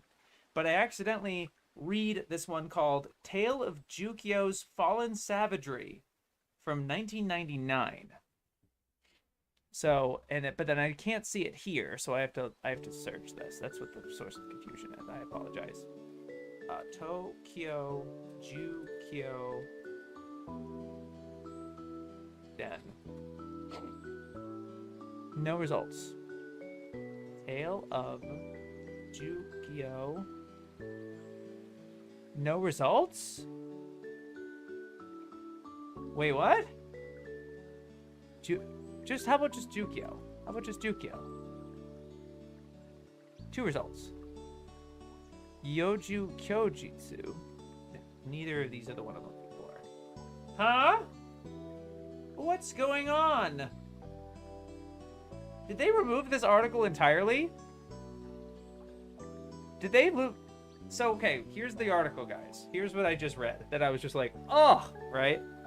Okay. In turn of the century Tokyo, the human world is under attack from demons determined to seize control of Earth. See Silent Mobius. Only a single high school transfer student, orphaned as a child when demons killed her parents, holds the key to saving the universe. Based on an original novel by Taku Atsushi, though if this outline is anything to go by, it all sounds tiresomely familiar. A new series was announced as forthcoming in 2001. The fuck is wrong with you? Anyway, let me read the chat, sorry. Armitage seemed to be huge in UK. Oh shit, that might actually tie into prasmic linguistic philosophy. What? Armitage is super easy Kanaka. Super early Kanaka, which is notable, but that's it. You're sharp at convincing people. I think you're, I don't know how new, if this is your first time in this stream. I don't know how familiar you are. Armitage has great elements, but I mean, if it does, it's a Kanaka script. I'll defend every Kanaka show in existence, even Naruto. It's good to see you, Aura Luna. I don't think I've seen you in stream either for you're not a regular. But it's good to see you. Is this Ninja Gaiden? I don't know. Tokyo Ju Kyoden? I don't think so. I like the first episode of Naruto, but have yet to gate the rest of it. Then again, love morbid shows about children in peril. Oh, they learned from their mistake? No, they're not. I really like Naruto, but it's guilty pleasure since I only ever see people trash on it. Gaslighting. I could do with another trashy shock anime. I see people talk semi-positively about it. It's just a very much an acquired taste. Oh, I've been here before. Okay, cool. It makes me happy here. I guess I need to look harder, find the positivity. I did know people love the manga. I just assumed the adaptations were all very negatively received. Isn't that the same guy as Bokurano? I could be wrong. For some reason, Bokurano just popped in my head. It was like, isn't that the guy? I don't know. What the heck is going on here? Tokyo? What the heck is going on? I can't search this. I have no idea how to search. Wait a minute. Taku Atsushi. Oh. Only 2 searches. Oh, I found it. Yeah, Tokyo Jushoden. And they did revise it. They did revise it. Wait a minute. It's 1999. Tokyo Jushoden. 10 Captains of Tokyo, or Tale of Jukio's Fallen Savagery. Hikaru Takanashi. Yeah. It's the same staff. Tetsuya Oishi. Yeah, it's just a different... They say in the first edition it's 3 40-minute episodes, but here it's 6 27-minute episodes. Yeah, and it looks like a completely... It is a completely revised synopsis. Wow. Tale of okay, move changed actually. Tokyo. Tale of Jukio's Fallen Savagery to 10 Tokyo Warriors. And completely revised. Yeah, completely revised. Because I read that one here. Long ago, 10 brave warriors defeated the Demon King and his legend of Kyoma warriors, but in present-day Tokyo, Shindegan, a servant of the Kyoma, is determined to resurrect her master and restore his rule to Earth. You will not be surprised to hear that the warriors are reborn in the matter of Ikitosen, since schoolboy Juto Segu discovers that he is the reincarnation of one of the original heroes, and that the time has come for him to fight again. A rehash of doomed Megalopolis, doomed by a repetitive monster of the moment format, with formulaic plots and characters, based on a novel by Taku Atsushi that was also adapted into a manga, whose illustrations were used as a basis for characters in this anime version. A CD drama was also produced. Completely revised. Holy shit. But it's both dismissive. It's literally both dismissive. It's, I'm just gonna put Tokyo Shoden. Both versions. This one is, if this outline is anything to go by, it all sounds tiresomely familiar, and a rehash of doomed Megalopolis.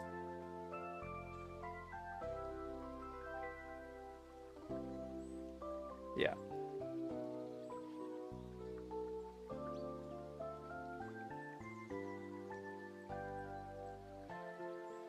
Yeah, it's Bokurano.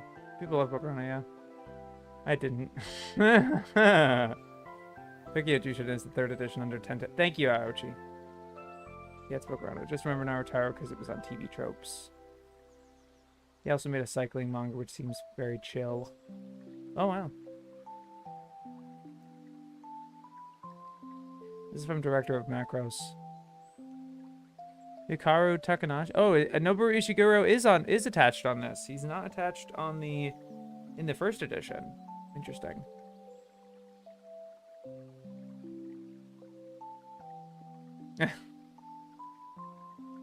I'm just reading the chat.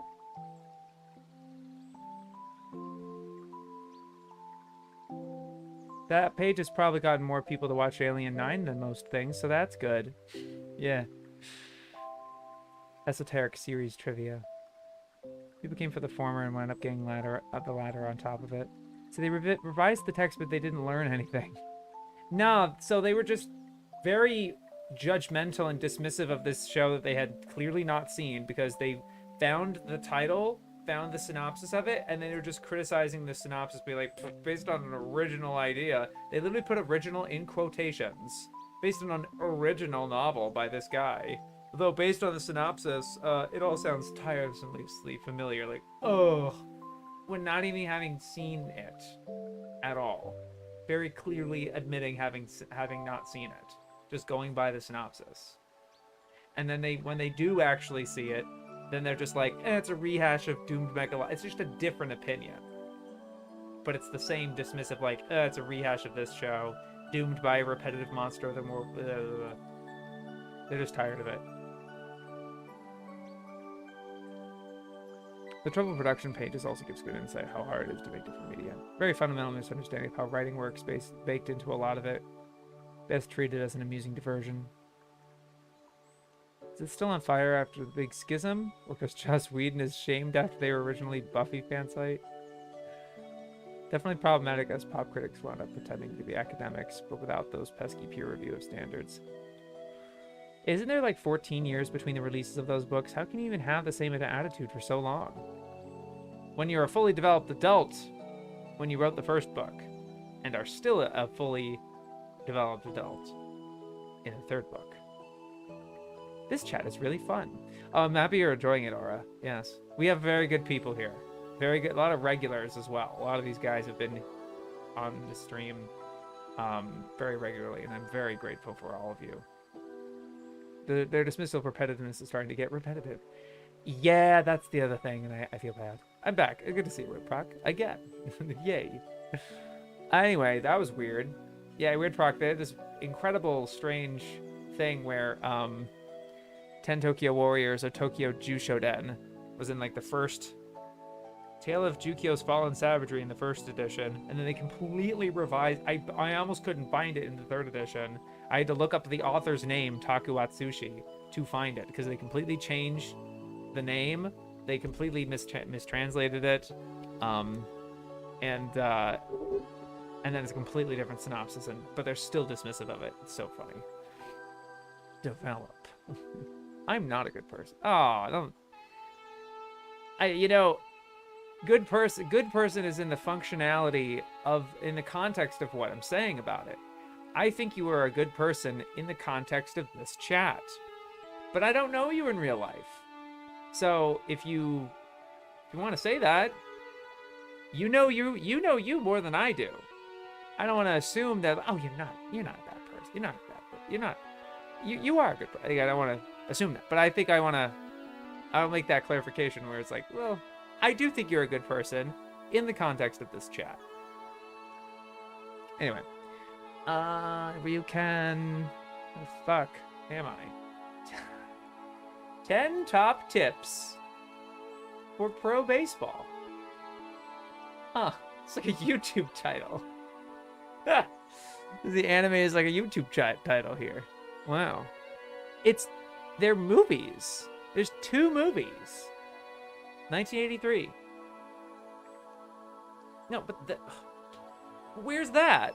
1980. Wait, where's that title now? Because it's not in the fucking book still. No. Wait, it's because that's why I'm a dummy. I skipped a bunch. My bad. You're right, Kinoko. Yeah, I'm sorry. Go man. I was like, wait a minute, I'm on TA. I'm an idiot. Okay. Here we go. Now we're on track. Tale of Princess Kaguya. 2013. They confirmed in the podcast that we listened to last time that this was the last article to be put in. And it sounds like it was a Clemens article in particular. I think Clemens particularly took he's like, oh wait, I forgot to write about Princess Kaguya. So I think this is him. Don't want to assume, but I think so. Anyway. Okina, an elderly bamboo cutter, discovers a tiny child in a bamboo stalk. He takes her home to his childless wife and names her Princess. If the nature of her discovery were not clue enough of magical origins, she soon grows with supernatural speed to become a beautiful young woman. Okina discovers gold dust and lavish clothing in the bamboo grove, and decides that they are his adoptive daughter's heavenly dowry. Determined to live the good life, Okina moves his family to the city, where they are soon besieged by suitors, including the emperor himself. Princess, however, yearns for the simplicity of the country life that her parents have all too readily left behind. Isao Takahata's first film in 14 years, loaded with Did you finish reading Tale of Ninja Ryuken? Yeah, well, what it was, wait a minute. Yeah, my bad. I'll go back to that actually. I'm a silly fool, sorry. I will read that article after Tale of Princess Kaguya. I will cross my fingers I'll cross these pairs of fingers. Go back. Okay. Loaded with references to his long career and his musings about the onset of old age, The Tale of Princess Kaguya was swamped at the box office by the publicity and attention for his colleague Hayao Miyazaki's own grand finale, The Wind Rises.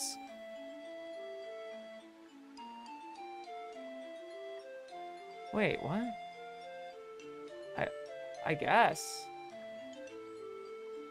But that's strange to me because Wind Rises was nominated for Best Animated Feature in one year, and then the next year, Isao Takahata was also nominated, was then subsequently nominated for Best Animated Feature the next year. That does not make sense. Also, it was swamped? Wait a minute, when did Wind Rises come out? Kind of mentioned Miyazaki. Yeah. Miyazaki came out, Wind Rises came out July of 2013. And it was swamped by a movie that came out months before?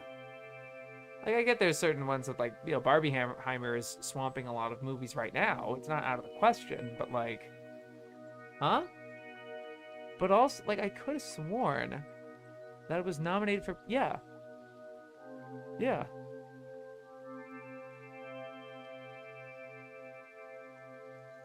Yeah. Yeah, it was nominated for several. It was nominated for Best Animated Feature, and then it was nominated for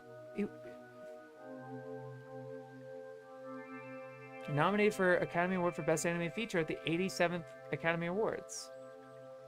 Yeah, Best Animated Feature. Let me just scroll down. So, in 2013, Frozen won over Wind Rises, and then in 2014, Big Hero 6 won over Tale of Princess Kaguya. Weird. Strange claim to make, in my opinion. Ironic in that one of the themes of Alien 9 is that Japan needs to stop being so conservative. Gotta mention me. I gotta get going to my local game store to lose a Magic Draft soon. Alright. Yes, among my other more important themes, just I love that series and how you can misread something so badly, Jesus. Yeah. Can't they just give Kakata praise without mentioning Miyazaki? No. No. I think this book likes talking about... Yeah, they do. Yes, they do. They read a synopsis and guess the plot like a lot of entries. Oh, you don't know half of it. Also, they retold the core of the Tale of Princess Kaguya. Convincing people, by the way, when you mentioned Alien 9, they mentioned Alien 9. Do you know their entry on it in the first edition? Have I read that? Have you heard that in this stream? It was actually it was like literally the first stream. It's actually named that in the stream series. Big Hero did what? Yeah, beat Tale of Princess Kaguya for the Oscar. I was there. I'm not at the awards, but watching it on TV, watching it happen. Yeah.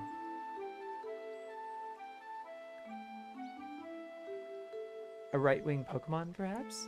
That's right. They literally, in the first edition, they describe Alien 9, and then they go, a right-wing Pokemon, perhaps? So bad. Yeah, oh, sorry. Yeah, dummy. My bad. Yeah, of course. Oh my god. Yeah. All these wacky Japanese. Yeah. It's gonna be one of the first articles that I quote in the video. Like I start the video by firing off a bunch of the biggest, kind of flashiest quotes that I can do. And the idea I'm gonna be doing is like, a right-wing Pokemon, perhaps? What the fuck? Do they even know what Pokemon is? And then I read their description of Pokemon, and it's like, oh, I guess they don't know what Pokemon is.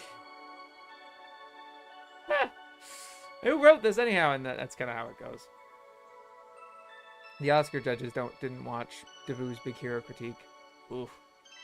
The Oscars love Disney and Pixar like how this Encyclopedia loves Miyazaki. Yeah. Anyway. Sorry, I've been folding so much. Let me put that down. Odd. Princess Kaguya.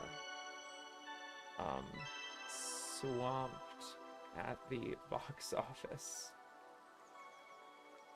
by the publicity and attention for Wind Rises. Where the hell did they even get that Pokemon description from? Couldn't tell ya. Could not defend it. Could not defend it. The authors suspect that either production delays or its bloated running time ruined producer Toshio Suzuki's last great plan to release both films on the same bill, closing the circle that began with Grave and My Neighbor Totoro and guaranteeing the highbrow Takahata a share of Miyazaki's departing ticket sales. Instead, Kaguya limped out 4 months later than its stablemate. 4 months later? Limped out? July, October, August, September, October, no, yeah. Okay.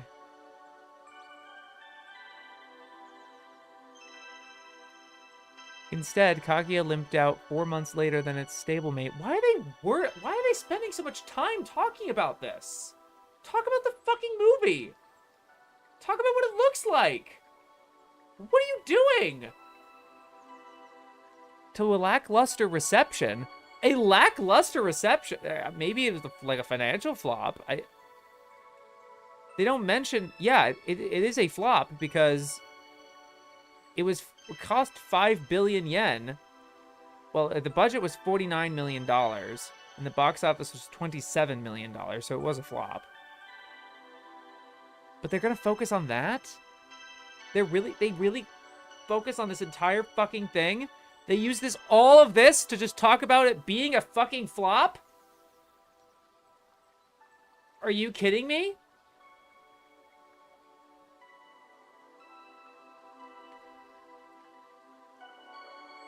To a lackluster reception, despite the assertion of many critics that it would ultimately be regarded as the better film.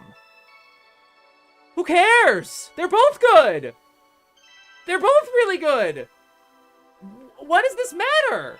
What does this matter? Oh my god, it's not a competition! Maybe for Miyazaki and Takahata, but... Come on! The cynical critic might suggest that Ghibli did everything it could to prove itself, and the public that it didn't need a Miyazaki, any Miyazaki, to produce a blockbuster. What are they talking about? Talk about the movie! Even to the extent of replacing the original intended composer with longtime Miyazaki collaborator Joe Hisaishi. But with Japanese box office takings of just $22 million against The Wind Rise's $135 million, the winner was clear. Now he talks about the movie. Drawing on Taketori Monogatari, but also on the town and country divide central to his landmark Heidi. That's a good comparison with Heidi, actually, where, that's a really good comparison. I like that. Heidi Takahata's film eschews naturalism in favor of impressionistic line work. This is animation that luxuriates in its animated status, ready to smudge backgrounds and shut out the real world in symbolic representations of its heroine's inner thoughts. That's all they say. That's all they actually were able to compose with it. Because, like, look how much fucking work... Like, this is all they actually talk about as an actual substantive part of the talking about the film itself. And then all of this is about the success of the film. Really stupid. Really short-sighted, in my opinion. Let me read the chat. You telling me you didn't watch Alien 9 and thought it was a right-wing Pokemon? Huh? It's weird they link the two together so much when I don't think Miyazaki and Takahata were as collaborative as they used to be. It's perfect sense. It's right-wing Pokemon since their eyes look like Digimon Adventure characters. The thing! I've been intending to write a long essay on Alien 9 at some point. Might make it into a video essay if I can learn how to edit my way out of a paper bag. I hear ya. It's all about practice. It's all just doing it. You get better as you do it. Like writing or anything. As compared to Totoro and Fireflies when they were both hopping between workspaces during the production of both films. Deeply exasperating entry. Dude, can we stop talking about the comparisons? You bet it wasn't a competition. You can't beat Miyazaki, the Maverick Diamond Cutter. God. They really did. They were like, and it wasn't even close. Like, oh my god.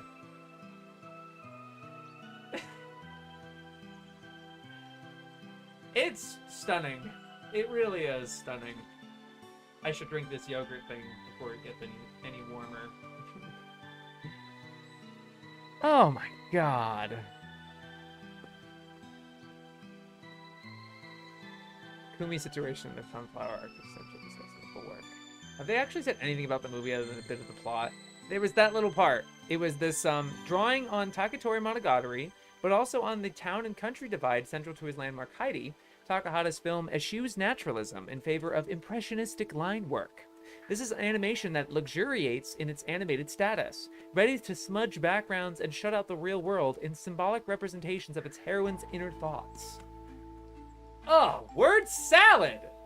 Come on, John. I know you're better than that.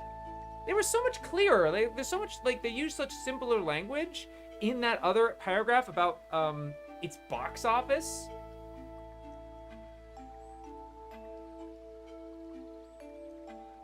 And then it's like, the film eschews naturalism in favor of impressionistic line work. Okay.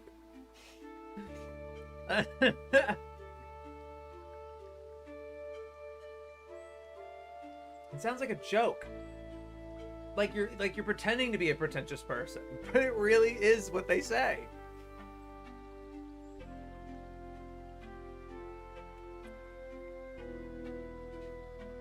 Yeah, they summarized the paragraph badly. Oh. I didn't think their plot synopsis was that bad, really, but okay. Jamie can't get a clean rip of editing software. No, DaVinci Resolve is free. Go get DaVinci Resolve.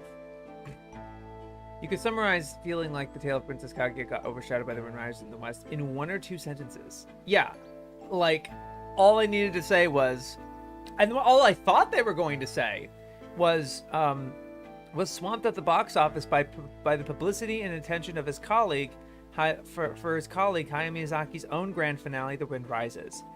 And that's it. Stop right there. And then proceed to, you know? Oh. I feel like more people were praising Kaguya at the time than in the West than Wind Rises.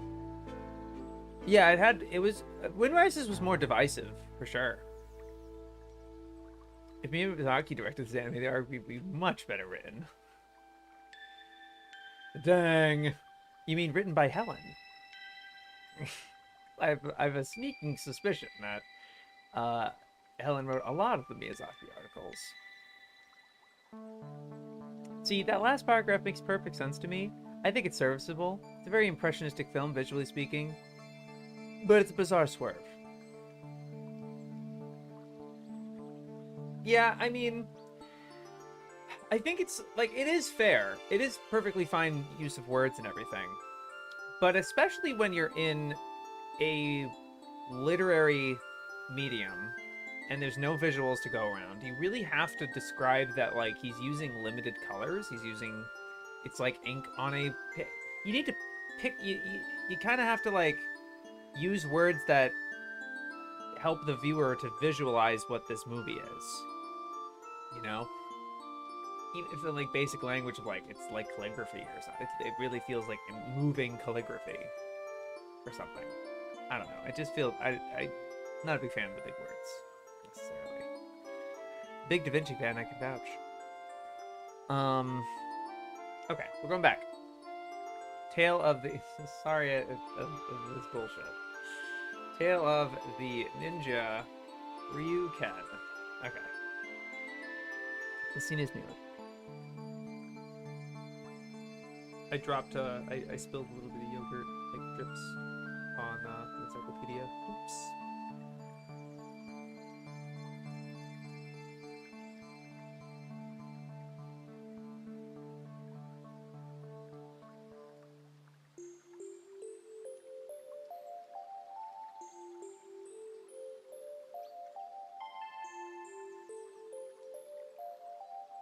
Based on the video game known in the US as Ninja Gaiden.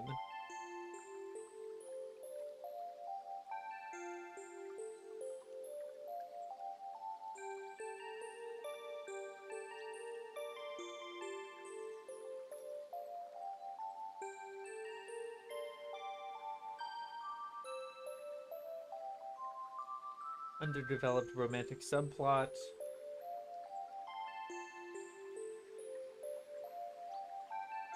Men love 3 things. We love fighting, we love alcohol, and we love women. He's comparing the 3rd edition now.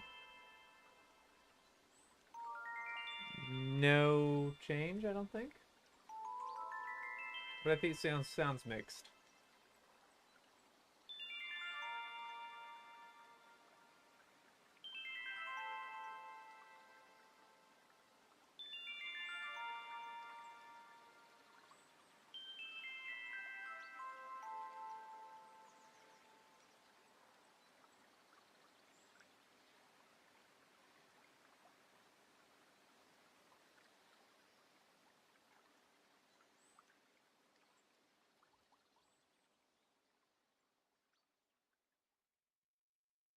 Okay.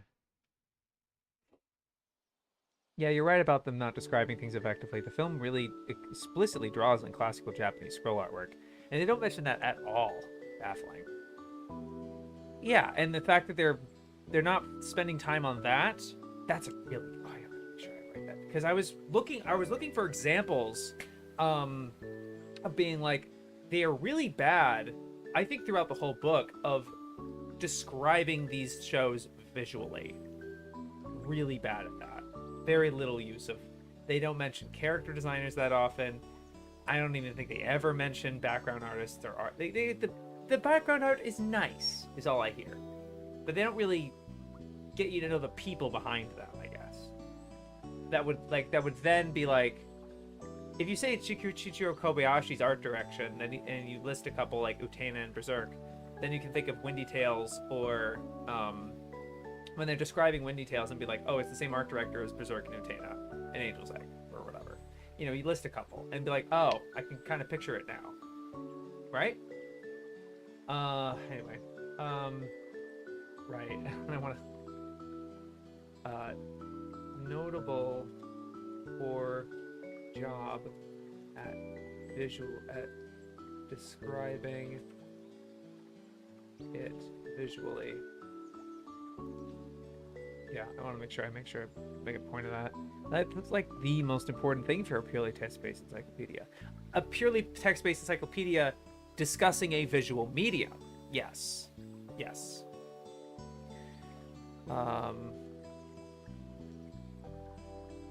Anyway. Yeah, I think that was it. You can. Yeah.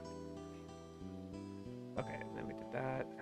Tales for Sleepless Nights. 1992. There it is.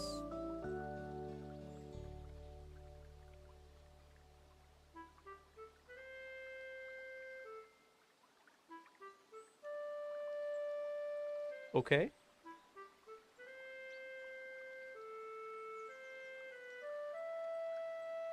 They did add something to this, though. Tales for the Sleepless Nights.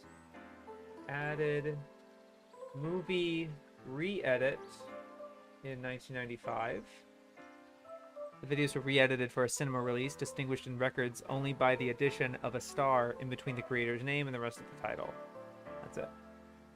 But they do call it Cute Fun. Tales for Sleepless Nights. Feline Fun.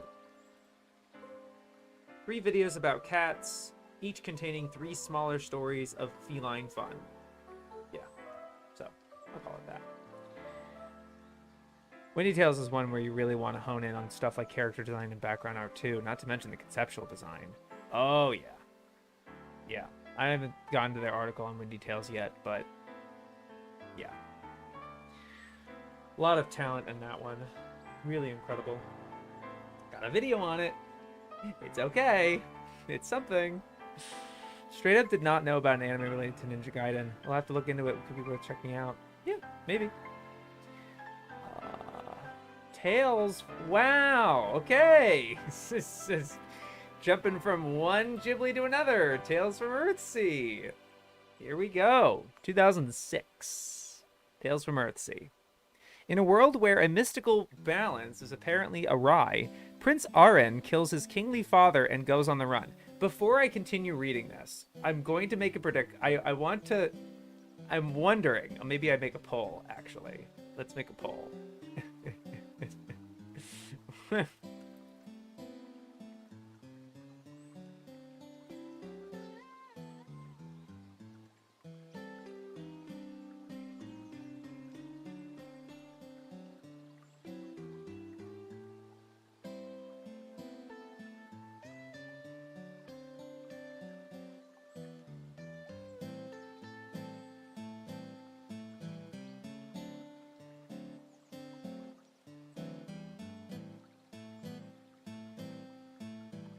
Yeah.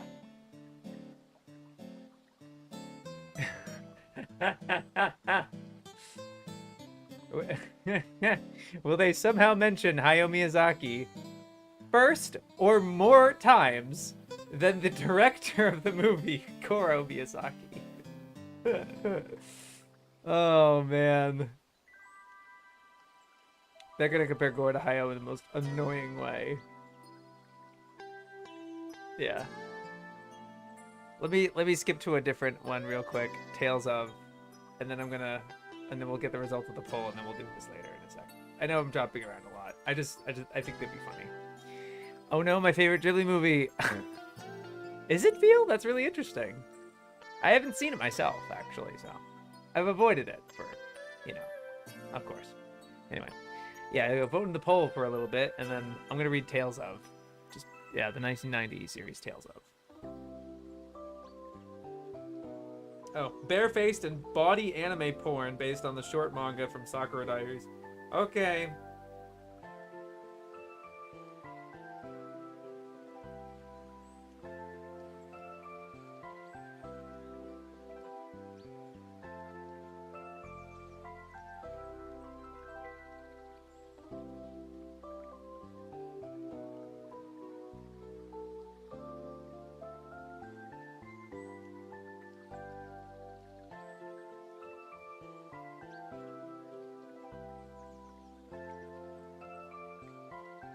Humor is the order of the day with pastiches of Aim for the Ace and Astro Boy.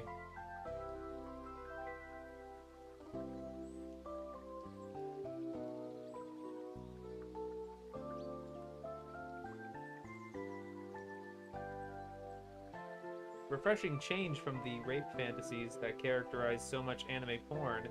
Everybody has a good time.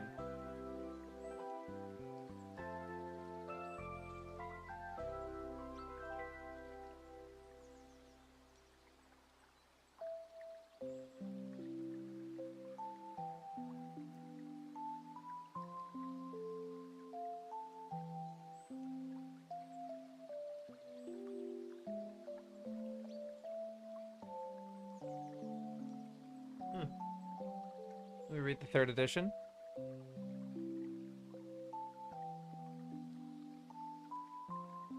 This does sound like a good time, not gonna lie, for porn. Broken into several short tableaux, it includes the infamous spoof of Ultraman episode, where a giant businessman humps skyscrapers until a giant schoolgirl helps him out. It's the one with the naughty nurse looking for a soft spot in a bodybuilder, the college girls who will do absolutely anything for a free pizza, and the little match girl who turns out to be the ghost of Christmas porn. Humor is the order of the day with pastiches of Aim for the Ace and Astro Boy. Eugen's not afraid to laugh at himself and at the other dirty old men. His male characters are pathetic, hormonal losers, in thrall of capricious little minxes. Everybody is desperate for sex, although in a refreshing change from the rape fantasies that characterize so much porn, almost everybody has a good time. Strangely, they switched some US thing. But since this anime is still on sale in Japan 11 years after its release, whereas they didn't change that.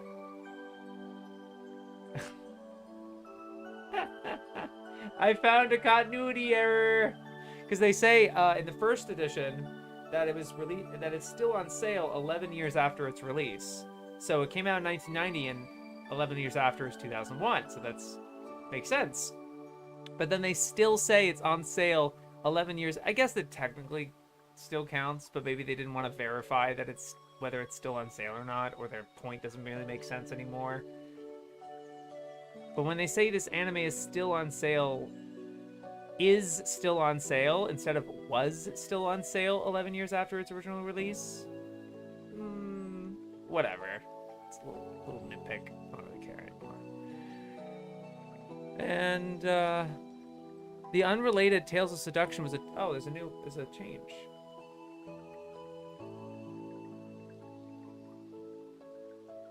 Okay. Unrelated Tales of Seduction was a 2004 retitling of the anime filed in this book as Eugene Brand. Salacious punning fans may like to observe that the Japanese title Konai Shase can also be read as oral ejaculation. Ugh. Added 04 unrelated title mentioned. And Gracious pun. Yeah. But that was positive, and I'm now interested. Tales of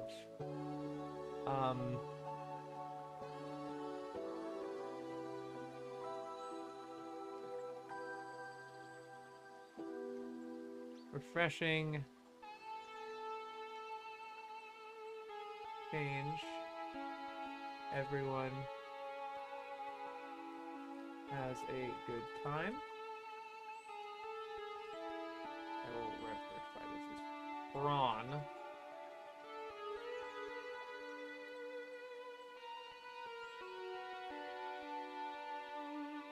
Yeah. Forget it. I'm not interested actually.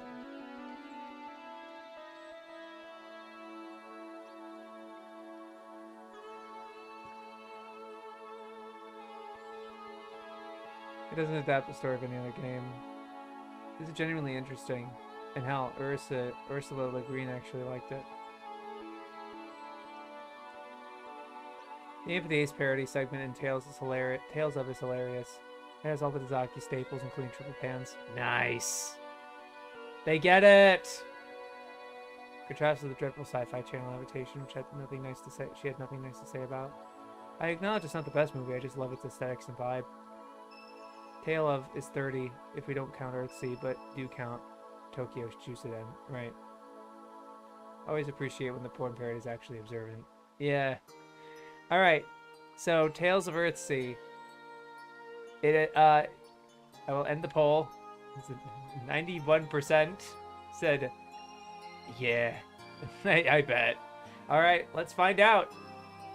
Tales from Earthsea. In a world where mystical balance is apparently awry, Prince Aaron kills his kingly father and goes on the run. Captured by slavers, he is rescued by the wizard Sparrowhawk, who is investigating a series of portents that threaten the fabric of the universe and alter human behavior. Recuperating on a farm owned by Sparrowhawk's friend Tanar and her adopted daughter Theru, Aaron confesses his crime and leaves, pursued by a doppelganger. The slave master Hare abducts Tanar and takes her to the fortress of Lord Cobb, a sorcerer who is attempting to gain immortality at the cost of the physical integrity of the known world. I'm going to stop reading in case they actually spoil the whole thing, and I think they do, as I just glanced over. Hold on.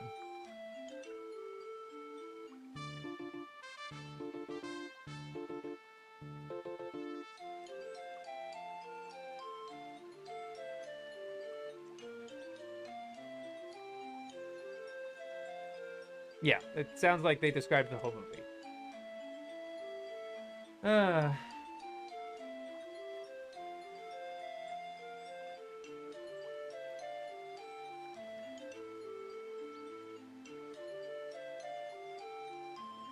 Tales of Earthsea. I've had many convos with people who read and loved the Earthsea books. Interesting how some say it's a horrible mess of it, and some are like, ooh, it's not too bad. An adaptation of Ursula K. Le Guin's acclaimed Earthsea books, in particular the third volume, Tales from Earthsea was controversially directed by a man whose former qualifications in the anime world had extended to being the director of the Studio Ghibli Museum and perhaps more handedly, being the son of Hayao Miyazaki. Oh no! I mean, he was technically mentioned first, but you don't even have the decency of using his name. You don't even have the decency to use his name. Is this a YouTube fucking title? Oh, I can't put him in the title. Say his name! Hayao Miyazaki. 1. Beginning with a patricide, and propelled by an underlying vague astrology suggesting that if motivations and actions don't make sense, that's because the world is falling apart, Tales from Earthsea forms another iteration in the tense handover of power between the founders of Studio Ghibli and a younger generation that eternally fails to live up to their legacy. Eternally fails to live up to their legacy. The power behind the throne in Tales of Earthsea is the producer, Toshio Suzuki, seemingly acting on the findings of a survey that rated the surname Miyazaki as a more powerful brand than the name Studio Ghibli itself. His decision to put a Miyazaki, any Miyazaki, in charge of the film was hence greeted with some controversy, which Suzuki milked by leaking apocryphal gossip about a father-son falling out. The younger Miyazaki certainly has a few bones to pick with his father. Okay. It's very even-handed. They're not really saying Miyazaki too much, but they have yet to say Goro. They have yet to say Goro's name. The younger Miyazaki certainly has a few bones to pick with his father, who was not only supposedly absent during his childhood, making cartoons for everybody else's kids.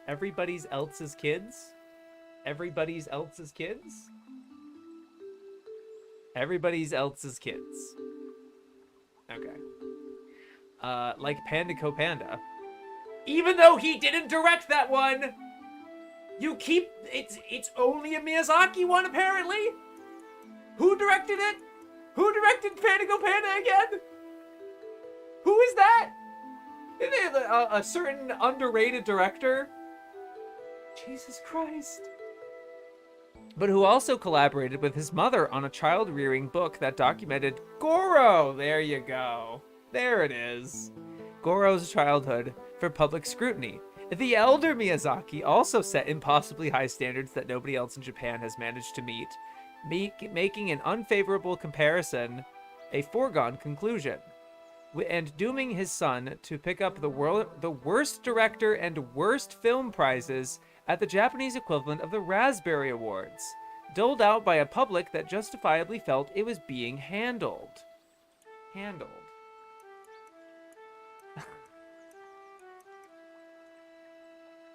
This fucking book. Oh, man. Matters were not helped by a hurt and negative review by Le Guin herself. Wait a minute. Fellas, weren't you just saying that the author liked this movie? Fellas, which is the truth? A hurt and negative review by Le Guin herself, who complained that she had sold the film rights to the studio that made My Neighbor Totoro, only to discover that the project had been handed over to a man who had trained as a landscape gardener.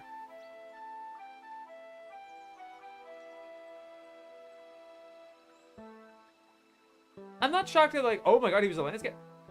No, it's not just one person making the movie. Goro is the... Oh no, she defo hated it. That's the story I've heard. She liked it more than the live action movie, but felt it weren't as good as the books. They really, yeah. He did animation for it though, didn't he? I think it still applies because after all, he was working on cartoons at it for everybody else's enjoyment.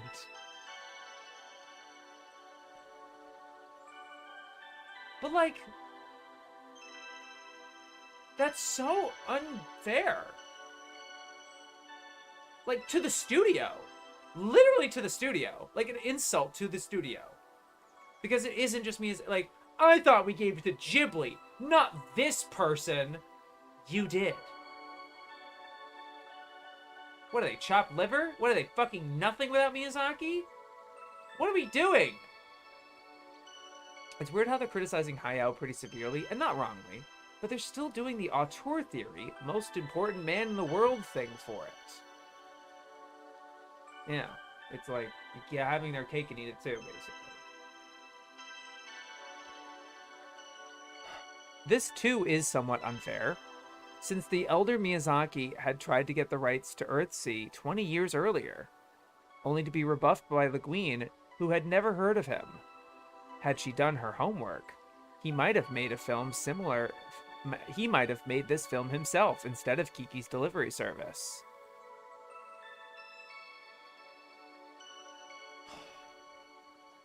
Unsurprisingly, Tales from Earthsea is a minor Ghibli work, displaying little of the elder Miyazaki's magic, although only a fool would have expected anything more. Jesus Christ. If anything, it is somewhat more cartoony than earlier Ghibli works. With the character's awful disfigurement, that seems more tasteful and carefully placed than some starlet's tattoos, and an oversaturated color scheme that sits uneasily with the naturalism of traditional Ghibli skies and backgrounds. It doesn't have to. It does not have to. It would have passed without notice in the anime canon, were it not for the pedigree of its origins and its director, and the incitement of its own marketers to make that rather than the film itself, the story. Oh, you know, the thing that you're not really talking that much about, that you're also pretty indulging in like this father-son thing? Suzuki's gambit to keep the brand alive worked to some extent, and was extended in Goro Miyazaki's next film, From Up on Poppy Hill, which was co-written by his father. Alright, so let's count how many times they mention Elder Miyazaki or Hayao Miyazaki versus his son. Alright. By a man whose former was so it is Goro, being the son of Hayao Miyazaki. Beginning with a patricide, suggesting this because the world fought. Another between the founders of Studio Ghibli and a younger generation. The power behind the threads of the producer seemingly acted in the findings of a more powerful brand is to put a Miyazaki, any Miyazaki, doesn't count for either of them. Father, son falling out. The young, okay, this is younger or older, whatever. Yeah. Younger, older. The younger Miyazaki certainly has a few bones to pick with his father, who not only supported it, but was also collaborating with his mother on a cheerleading book for Goro's childhood for public scrutiny. The elder Miyazaki also set possibly high standards that nobody else managed to meet, making an unfavorable comparison for a foregone conclusion, and dooming his son to pick up the worst director and worst film prizes. Matters were not helped by a hurt and negative review by the Queen. Only discovered that had been handed over by a trained as a landscape gardener. Somewhat unfair since the elder Miyazaki had tried to get the rights to Earthsea. Had she done her homework, he might have had this film instead of Kiki's. Unsurprisingly, Tales from Earthsea is a minor Ghibli work displaying the little of the elder Miyazaki's magic. Only a fool would have expected more. The characters offer the naturalism. It would have passed without notion, with enough of the pedigree, with origins and its director, the younger one, and the indictment of its own marketers to make that rather than the film itself the story. Gambit to keep the brand alive worked to some extent and was extended to Goro's next film, which was co-written by his father. Tie. Very close, but a tie. A dead fucking tie of mentions between the actual director of the movie and a blood relative that had nothing to do with the movie. Like, I do not think... Is Miyazaki even credited for anything on Tales of Earthsea? Maybe. A producer? I doubt producer, because, like, he watched the movie pretty, you know, live and everything. Can I get a fucking ANN article, please? I like ANN.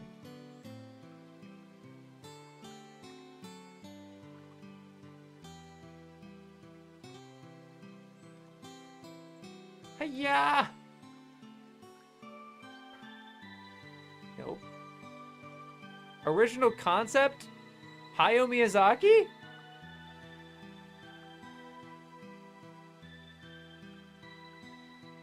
Huh? He's credited his original creator and then original concept by him? What do you mean? Weird. Whatever. The director despises every other adaptation of her work, so by default this is the best adaptation of her work. It's a nice film. So what Le Guin said is verbatim, it's not my book. It is your movie. It is a good movie.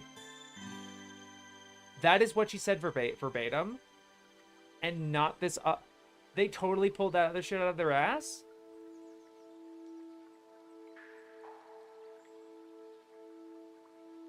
It's a Tobu Miyazaki. She considers every other station of work to be an insult, so this is high praise. Definitely frustrated at it, and understandably so if you read her specific issues with it, but she also didn't hate it the way she did live action adaptation. I bet they were counting the mentions of both when they were writing. Ah! Yeah, maybe. Wait, that's her Shuna book, isn't it? Is it? I don't know. Wow. Oh, God. I would say that's negative.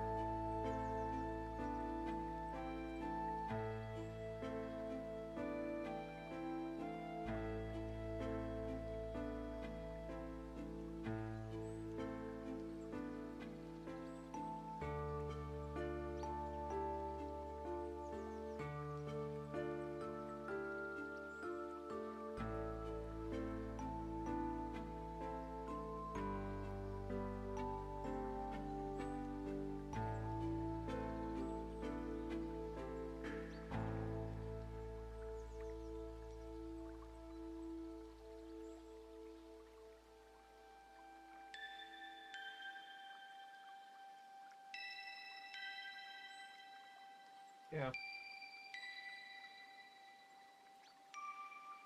Miyazaki was going to direct this in the 90s, but made Princess Mononoke instead. Probably why he's credited as original concept. Maybe, yeah. Okay. I don't know what any of this entry is about. The two aren't related. It's clever now. Alright. Tales of Eternia. 2001, but it's in the first edition.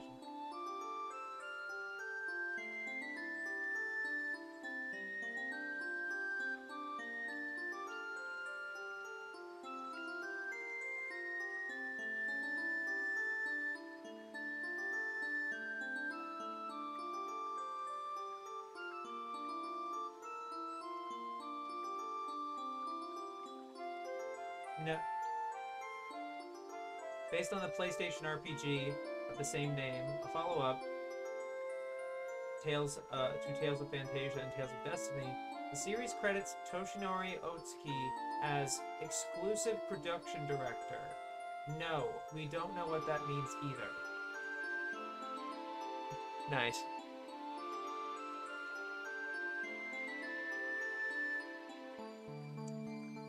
No change. Nothing to mention, really.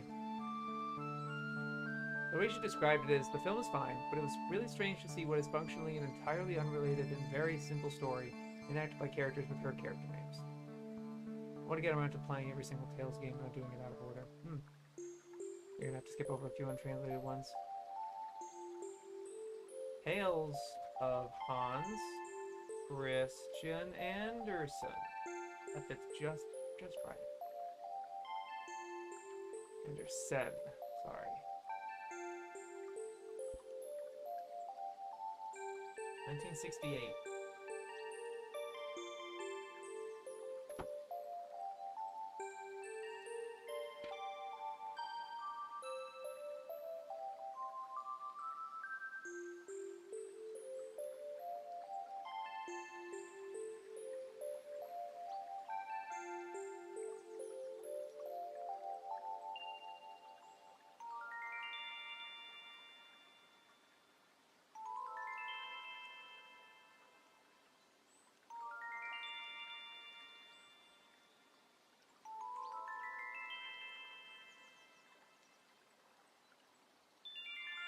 Oh, that was really interesting, and then they made a fucking cynical observation about it. This is really interesting. So, The 1971 TV series, also entitled Anderson Monogatari, retold many of the best-loved fairy tales collected by the Danish author, some in a single episode and some as an extended tale over several episodes. It employs the framing device of Candy, a girl who wishes to enter the Magic University and must collect 100 cards to do so by performing 100 good deeds. 1971, you had a premise like that. I literally can't think of anything earlier that's like that. That is really interesting. That's like Cardcaptor Sakura, but from like 1970. I've never heard of something like that. And it's in this like Hans Christian Andersen thing. I would not have expected this.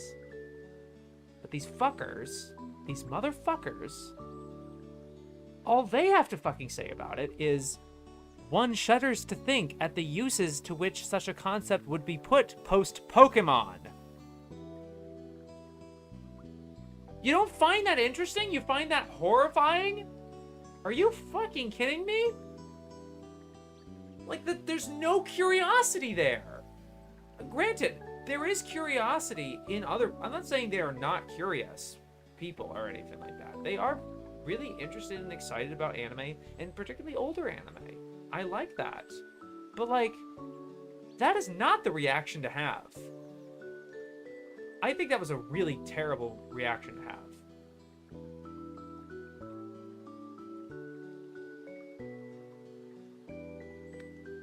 Kind of annoying, but I started getting so long to finish it. Kind of interesting. Someone else can do hacking and can just translate the scripts. 100 Deeds for Eddie McDowd ripped off Tales of Tristan Anderson. Sounds really modern. I've been teaching myself kana and some kanji as an entry to learning Japanese. It's a slow process. I'm pretty good with hiragana at this point. Nice. Yeah. Legendaria. They really hate Pokemon. Yeah, but like that's not even Pokemon, right? Like that's not even what Pokemon is about. The gotta catch them all. It just isn't like it's not really much what Pokemon is. Some people catch all of them, but they don't even have a character that wants to catch every Pokemon until the last season in 2019. It's incredible. That's what folks say, but it still makes you feel good about the old days. That's such a disappointing reaction to that entry. The large number of different staff members were encouraged to vary their styles. So it's like manga sekai? This led to a wide range of looks and moods. Some episodes are lighthearted, some darker, and some interesting stylistic experimentation. Compared to Grimm's fairy tales, I would compare this to manga sekai in that instance. Oh my god. Yeah, so Anderson Monogatari from 1971. Wow. It's Mushi! It's Mushi and Zuyo. Masami Hata directed it?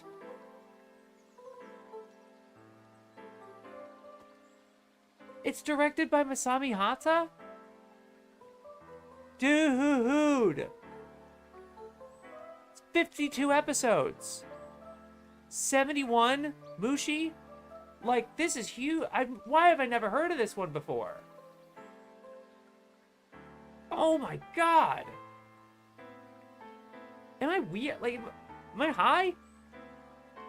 It's the third entry in Calp. Wait a minute. Matteo totally wrote about this, didn't he? Like, he had to have, because towards Masterpiece Theater, because he was talking about Zuyo. Moomin was the first one. Does he talk about Anderson? Yes, he does. Before New Moomin, however, came Anderson Monogatari. It's one of Mushi's most obscure shows for good reason, as far as I'm concerned. Oh, wow. There is, as far as I know, nearly no information on how it came to be. Takahashi's only comment on the series is that he wished to adapt Grimm fairy tales instead, but Anderson's were easier to do for whatever reason. Takahashi himself is not credited on the show. It was planned by Zuyo, and this is itself significant. While the Kappa's manga theater and its following labels would come to exclusively air by a single studio, such a state of affairs was by no means a given in 1971. Moomin had evidently pleased Kalpis, and the personal connection Takahashi had with them would only encourage them further to keep working together. Takahashi was probably the one who decided to keep Mushi on board, initiating a short-lived but symbiotic relationship. A good sign of the tightening relationship became all the actors involved in early capless manga theater. Can be seen in the length of the shows. Doro was 2 cours, Moomin was 2 cours, ended up being 65. The show that followed it, Anderson, would therefore start in the next year and last all year long. All following series in the same time slot, 54 episodes, so that was kind of like a core characteristic of Masterpiece Theater. Further defining the program's identity, probably brought in 2 individuals who created Anderson's visuals, former animator and mangaka Keiichi Makino, and animator and designer Shuichi Seki. You knew them both from TCJ. I'm just skimming it now. I'm just kind of reading it myself.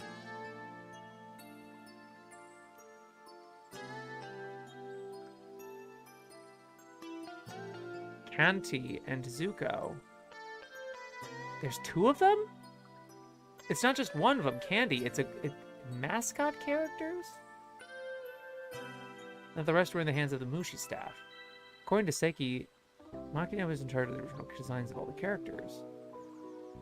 Description seems a better fit for the credit, but the mention of Makino left halfway is curious. Makino kept being credited throughout the entire show. Seki's name disappears, only to be replaced by Masami Hata's under the credits Sakuga animation design, whereas Seki was clearly credited under character design. Until that point, Hata had rather been credited as animation director. In any case, his presence is important to note.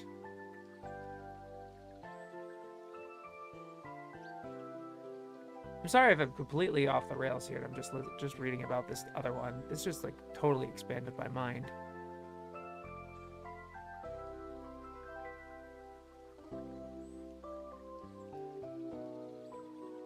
The information is extremely hard to come by. Japanese staff are very rarely credited in full, and most artists never discuss their work in such productions.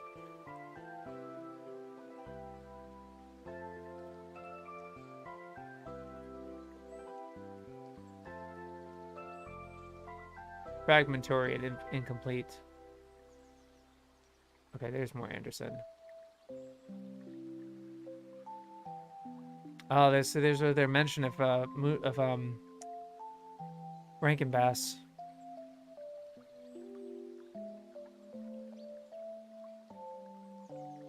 Anderson illustrates some of the difficulties the studio was going through, notably lack of staff. Besides constant outsourcing, Group TAC, who may not have joined yet back then, Tsuneo Maeda, one of the most regular artists on the show, mentioned that most episodes were actually solo animated at a pace of 1 month or less. In his case, he claims to have done 1 episode in 20 days. The testimony sheds some light on Anderson's strange animation credits, or at least what credits are available during the first half. A single individual is systematically credited under layout.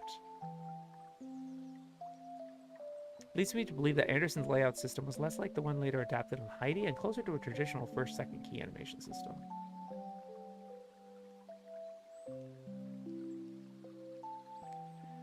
It did not help to improve the actual quality of the show. In the first place, the designs, whether they were by Makino, Seki, or Hata, are incredibly hit and miss, and the direction is often non-existent. With so little to build on, the animation is minimal, and what little movement there is at best awkward. The only few highlights are those provided by Shinichi Tsuji and Toyo Ashida's team, which includes some decent movement and remarkable layouts, and episode 49 directed by Dazaki under his Makurasaki pseudo. And following Anderson was New Movement, which is the masterpiece. It's definitely the one that looks incredible. Many of them have gone through Anderson Monogatari, and animators such as Toyo Ashida also transferred from it, thus slowly consolidating a Kappa's manga theater thing.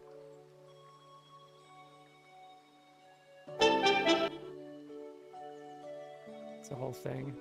Yeah, so that's all movement and stuff. Unlike Anderson.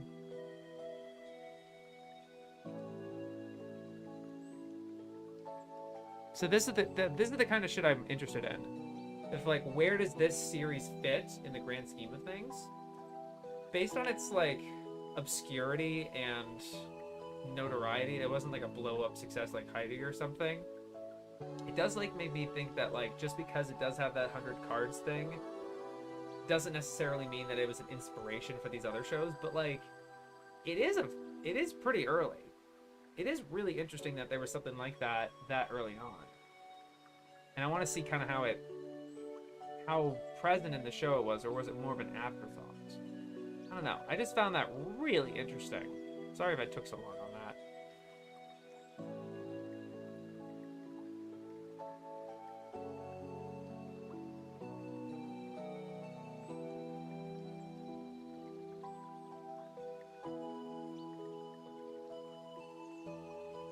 More like Proto Sakura, yeah. The manga had a character who wants to catch them all and go silver. Oh, interesting. Okay. But like, yeah, it's not like a dominant thing. Then, you know what I mean? It's like one character might feel that way.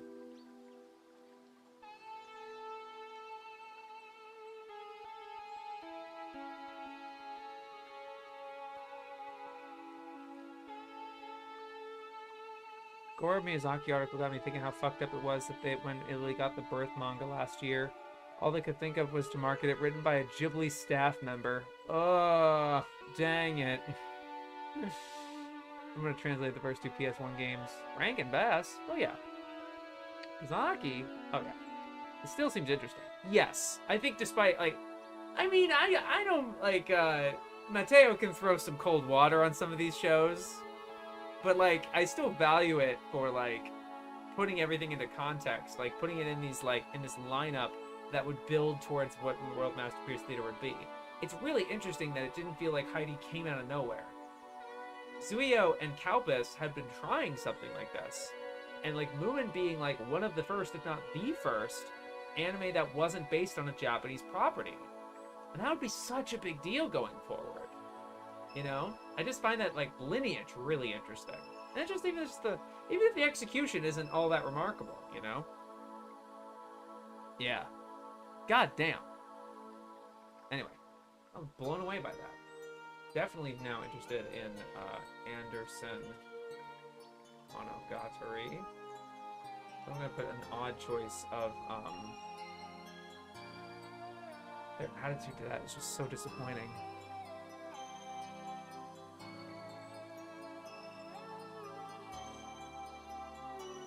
It employs a framing device of candy. A girl who wishes to enter the magic university and must collect 100 cards. To do so by performing 100 good deeds. One shudders to think at the uses to which such a concept would be put post Pokemon. A very disappointing takeaway. Something so early with that concept. The Pokemon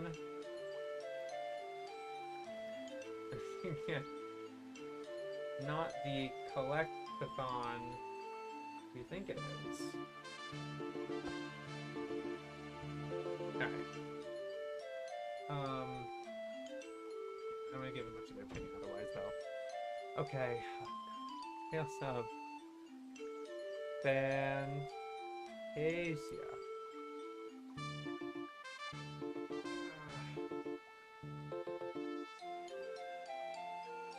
2005. Makes sense. I was like, where is it in the first book?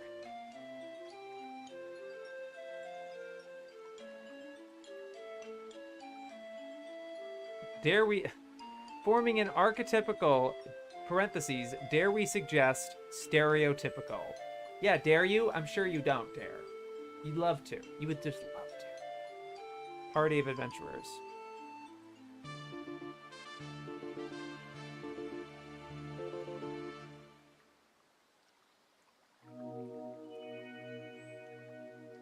They say that they did inject their opinion there.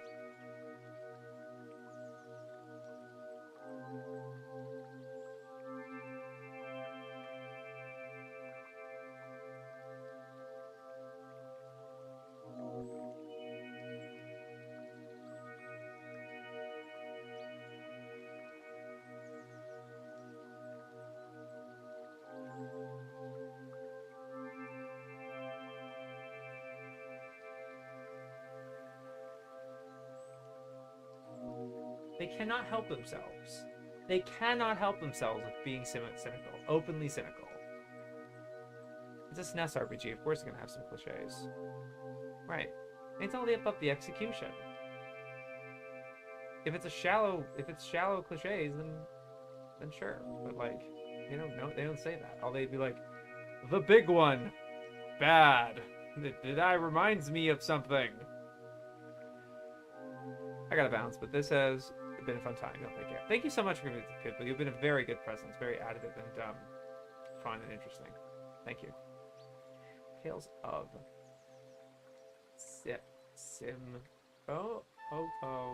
Symphonia, 2007.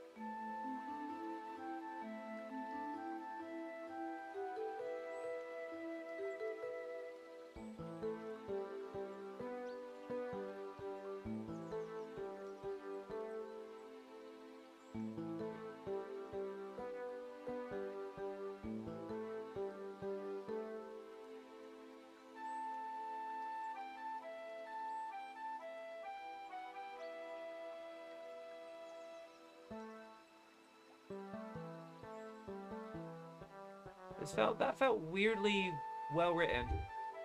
The contrast of their Tales of Symphonia article versus their Tales of Fantasia and Tales of Eternia articles is very weird. I feel like I have to read all. I'm sure Roger is kind of interested in this, so I kind of want to read all three of them just to show you the contrast. Infernia and Celestia are in the midst of a religious war, which describe the. You know what? No, I really want to describe this. I want to read the synopsis too, because even the synopsis of Tales of Symphonia sounded more engaged or like, descriptive. I don't know. Infernia and Celestia are in the midst of a religious war, which the locals, with the arrogance of religious fanatics everywhere, this is the Tales of Eternia, call the Extreme Light War. As diplomacy breaks down and things get nasty, a young girl meets three teenagers near the borders of Infernia.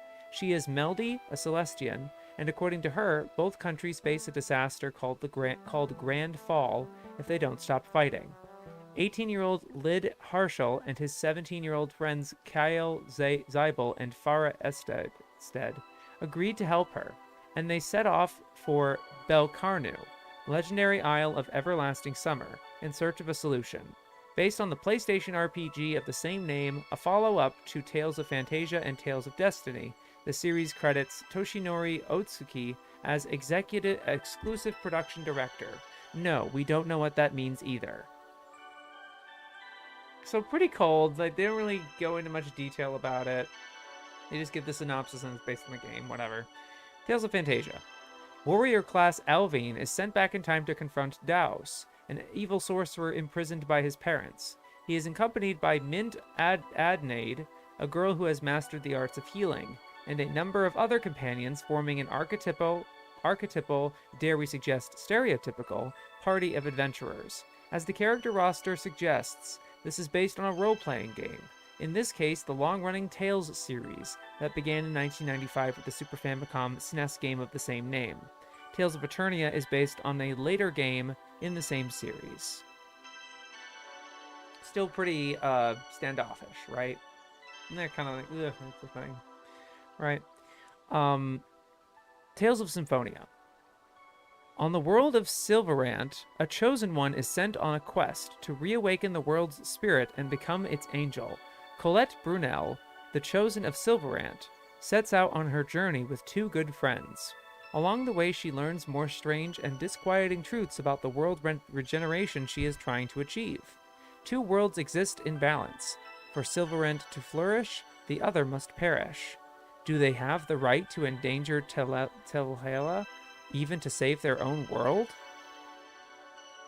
They actually kind of write that kind of emphatically, like a back of the box sort of thing. Like, really good. The Tales of Symphonia anime franchise is part of a much larger one, based on the successful fantasy role-playing computer game by Namco, now Bandai Namco. This too is only a sub-franchise of the Tales of series of computer games, which include Tales of Fantasia, Eternity, Destiny, Rebirth, and Vesperia, to name but a few. You know, even just the little flourishes of to name but a few, they're really kind of like fleshing out this whole thing. Like, this is a franchise, you guys. It's not like based on a game, blah, blah, blah. You know? It's not, it's taking its time. It feels careful. It feels like written from someone who actually cares about it, or is at least treating it with respect. Unless they share a title, the games and anime are unrelated in story terms, each title presenting a different world but with a similar approach to storytelling and gameplay. That's interesting. That's good. That's good to mention. The TOS game was designed by Takashi Hasegawa, with characters by Kosuke Fujishima, and music by prolific game, anime, TV, and prog rock composer Motoi Sakuraba. The anime forms a self-contained story arc based on the 2005 spin-off manga by Hitoshi Ichimura. The game included movie cutscenes animated by Gainax, and although Ufotable's work on the anime isn't quite up to that standard, it is fluid, smooth, and convincing. The backgrounds are attractive, representing the world of the game well, which is, after all, the main function of this anime. The battles are rather disappointing, short and lacking in intensity and action. Character development can't really deliver many surprises, since the characters have to stay largely within their game confines. In 2010, another 4-part DVD series, Symphonia Telhala episode, continues the story of Colette and her friends as they try to save both worlds. The DVD also features 4 6-minute blah blah blah blah.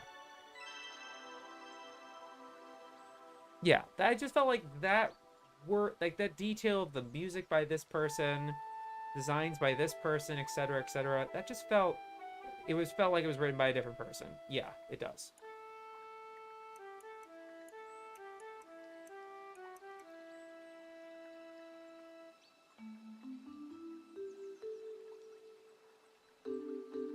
It was really interesting. And then there's another one, Tales of the Abyss.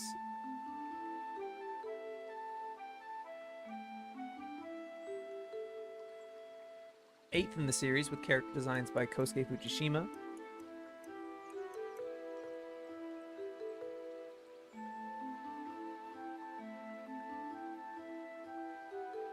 In visual terms, the series is an interesting change of pace from Symphonia. The characters, based on Fujishima's designs but reworked for animation, are broadly similar in style, but the world is more baroque, with some interesting mecha components, concepts, and art. Unfortunately, the plot focuses too closely on replaying scenes from the game, regardless of pace or clarity, and there are a number of unexpected and unresolved threads that may make perfect sense if you've played Trails of the Abyss, but exclude the rest of us.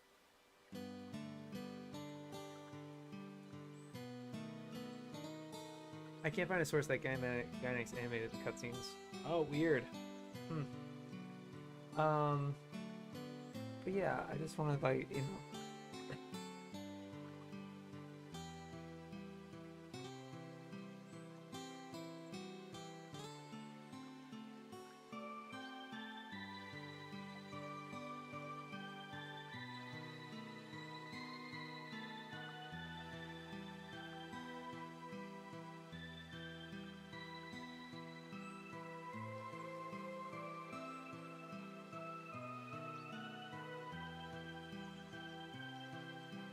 I would say even with Abyss as well.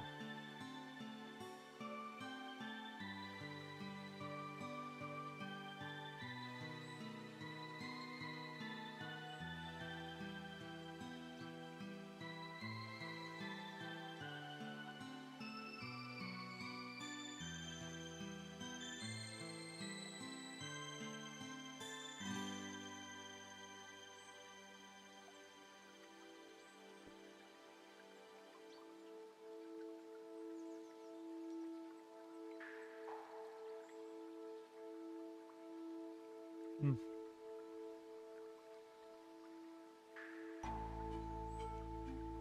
I've never seen the anime adaptation of Symphonia. I think the only Tales anime I watched was Vesperia prequel movie. Hmm.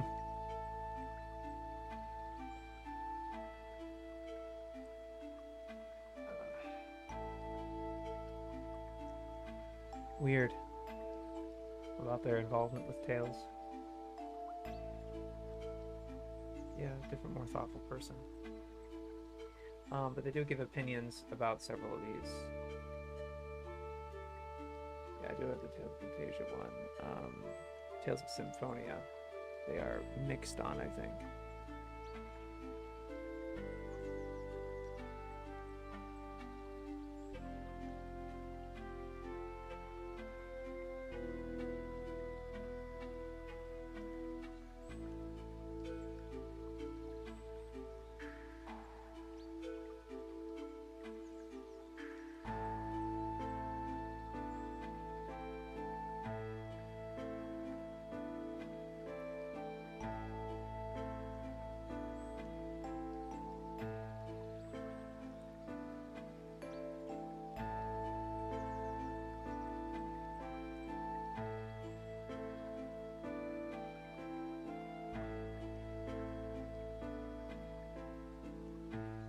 Paradev can't really deliver.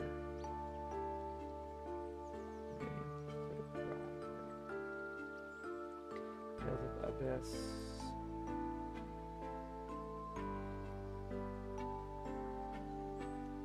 Interesting. Change of pace visually.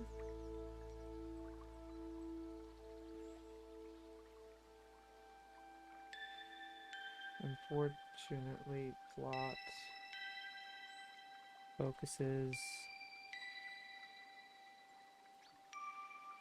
too close to replaying scenes from the game.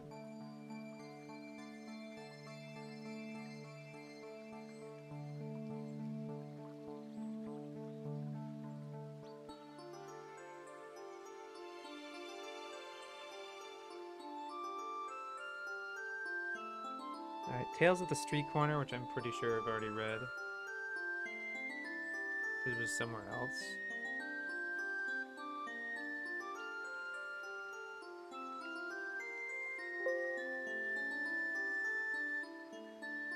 Yeah, change move stories from a street corner to Tales of the Street Corner. Yeah, we've already read that one, which I counted as a one of the entries. Tales of Thick Necked Gen and I. Interesting. 2010.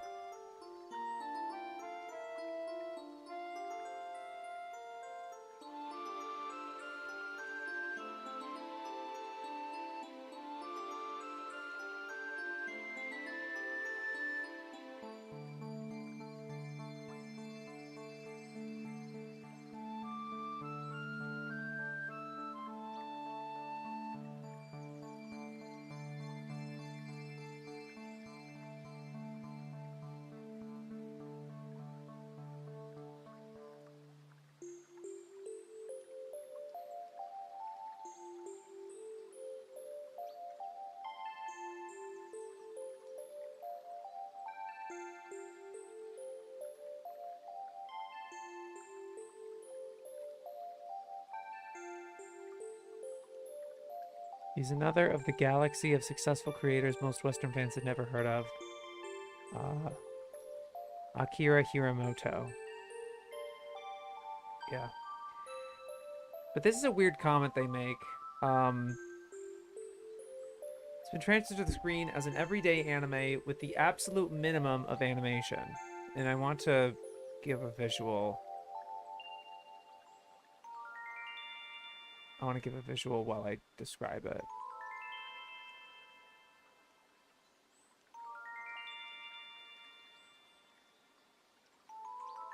Okay.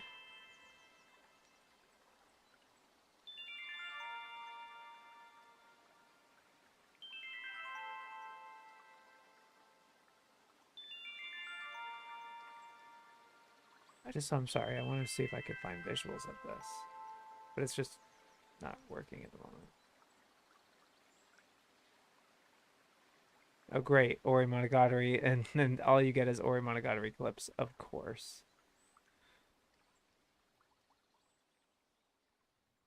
Let me get the Japanese.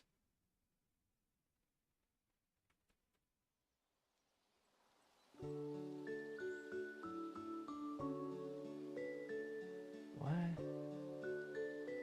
It's Ping Pong Club. I don't think I can find any visuals of this. I guess that makes sense because it's for cell phones. Yeah, okay. So,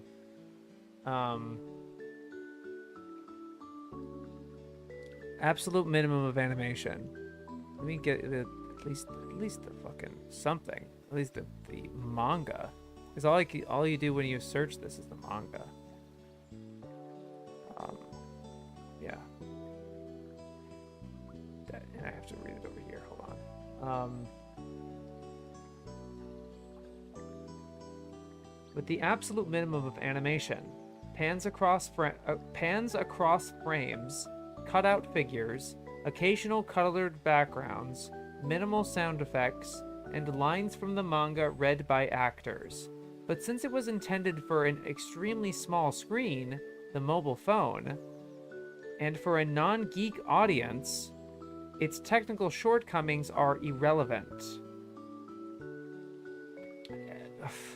All right. I guess I'll give it a mixed. I mean, fuck.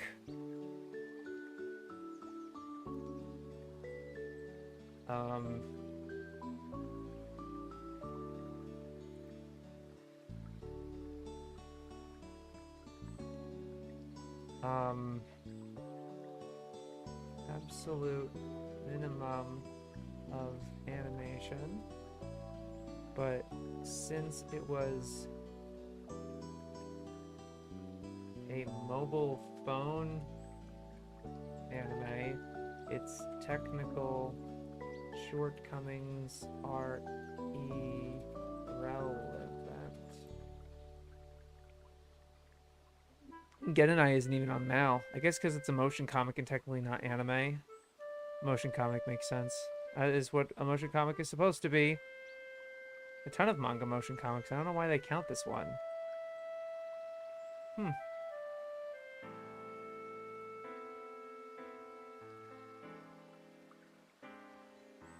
I wonder what other examples of manga motion comics there are.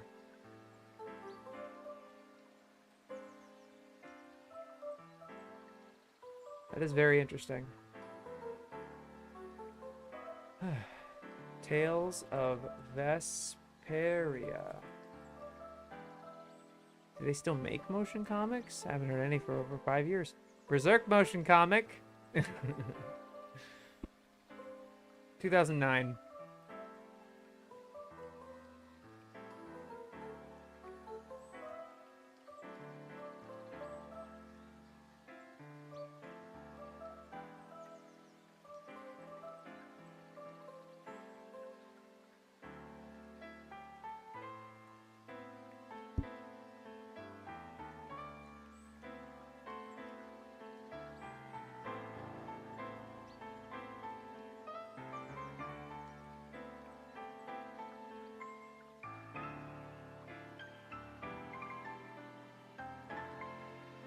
I'm just noticing something because so the Vesperia article is also written similarly as Symphonia and Abyss.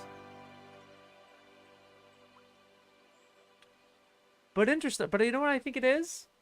Vesperia was 2009. Abyss was 2008. Symphonia was 2007. But Fantasia was 2005. And Eternia was 2001. The second edition came out in 2006. Compare their second edition Tales of articles, which are Eternia and Fantasia,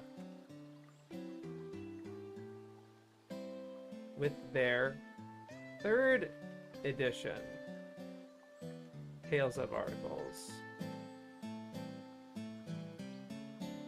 Symphonia Abyss and Vesperia. Like a different, more thoughtful person. I have a suspicion that whoever, the author here, I don't know if they got someone else or John/Helen actually played the games or engaged with the franchise in the time between the second and third edition. There's a Golden 13 motion comic. I got an episode of VHS a while back that I found a secondhand bookstore. Wow. That was one for Fist.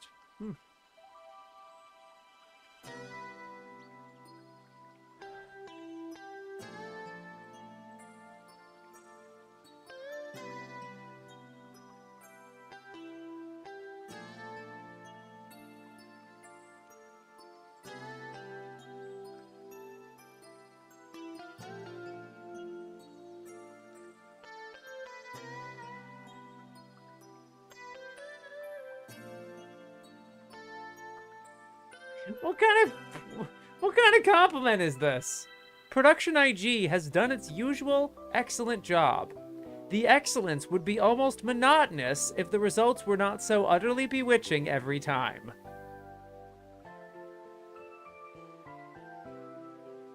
Huh? This animation would suck if it were good. No, it's... I don't know. It's like...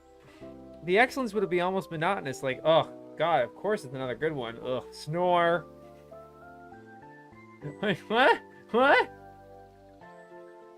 Nani sore. Okay. Hey, fellas, you'll never guess who... You'll never guess who, whose name they bring up in this article in Tales of Vesperia. Oh, man. Hold on. I have to write that up. But guess the name. Guess the name. Guess who they bring up in the Tales of Vesperia article.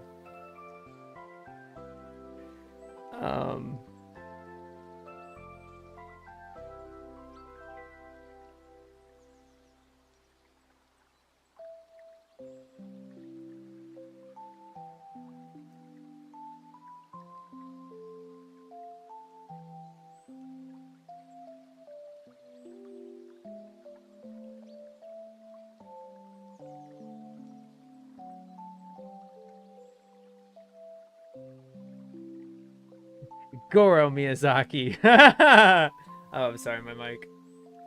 Miyazaki? What the hell does Miyazaki have to do with Tales? Takahata.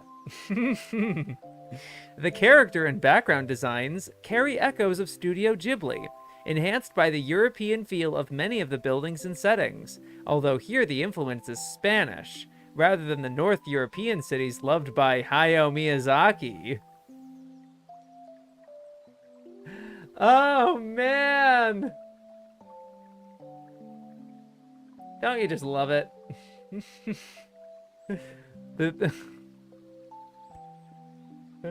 Oh, man. The pacing, too, carries echoes of some Ghibli movies. It's leisurely, letting its sceneries evolve. Letting its scenarios evolve, Scenarios evolve. Action sequences are well handled, but the overall feeling is one of evolving the story rather than rushing from one set piece to another.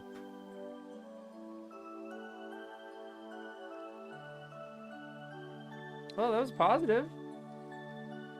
Bewitching every time. That'll be a good one to mention for my studio generalizations. Okay. Tales of Vesperia.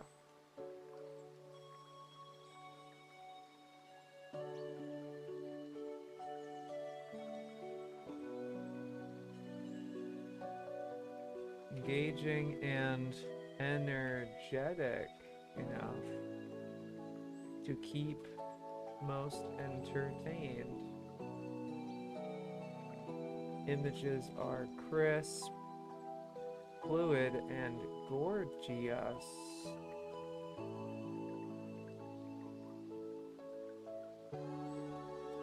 Pacing carries echoes of some Ghibli movies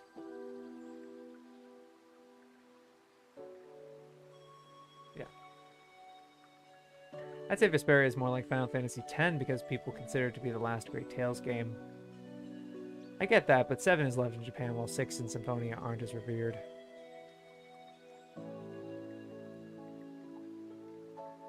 Tales of Yajikita College. 1991.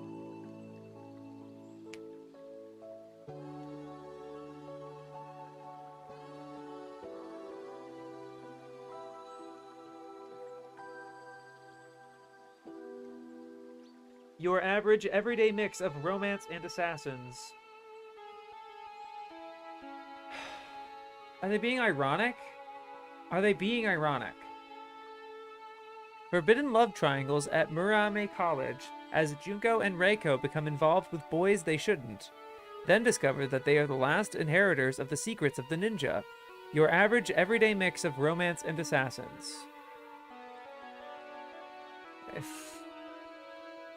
The more I say it out loud, the more ridiculous it sounds. It's just your everyday it's just your everyday mix of romance and assassins.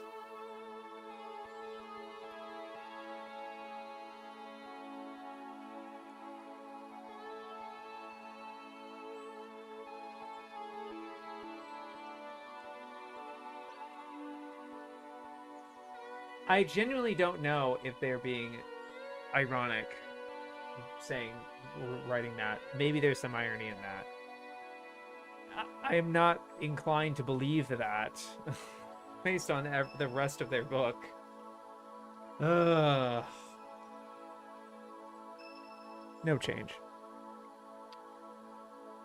Tari Tari is what I'm trying to work towards. Tama and Friends.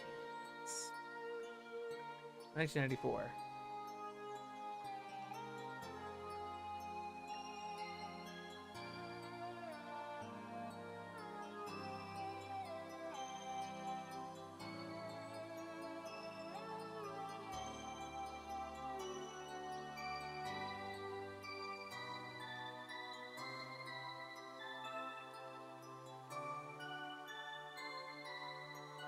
What the fuck? What the fuck? Where did that come from? God damn it! What is wrong with you? Fucking book, what is wrong with you? What the fuck is wrong with you? I'm just gonna read this like with this image in mind, all right? Puppies and kittens hang out together in an infant's playground, where they get involved in numerous saturine adventures. Tama, Doozle, Tiggle, and Momo then, quote, share in fun-filled adventures that impart important social values, unquote. The anime was aimed at the very young and marketed in Japan as a kind of Where's Waldo, its posters demanding, have you seen my Tama? Then it was optioned and, quote, reimagined for broadcast in the US by 4Kids, almost makes one wish for the days of tentacle porn once more.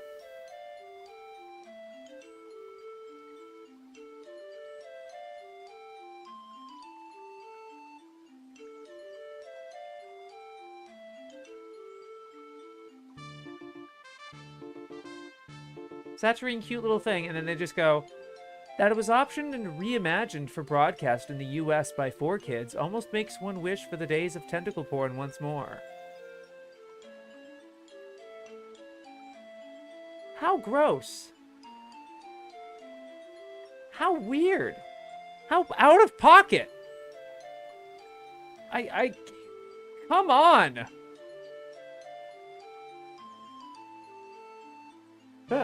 What? Ending off on an awful one in that case. Their Tari Tari article was so insulting. Oh no, ouchie. Oh no. Cute, looks like Sanrio Thomas Lander. No! On a kid show? Bruh. Dude. Overfeed Tama in their logic. Bottom L Bowser tier entry? One sentence, like, completely ruins it. they thinking? Very AVGN. I really, that makes me think. I really gotta lay that AVGN reference on them. What were they thinking? That's 40 now. Thank you, Kinok. Oh, shit. 3 hours. That's okay. What are they even? I don't even know I don't even know about this show. Do they hate the show or the dub? No, I don't know. I didn't even think it did get licensed by 4Kids. It was like potentially by 4Kids. It did get licensed by 4Kids of America, 4Kids Entertainment, and Aniplex for streaming rights. What the fuck? Ah. Oh my god. Oh. I cannot believe that.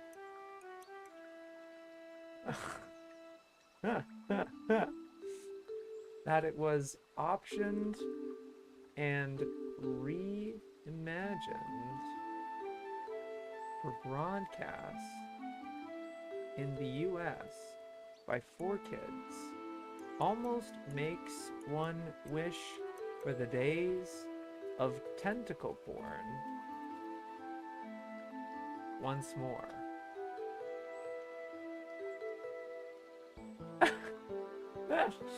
This series is just for small children.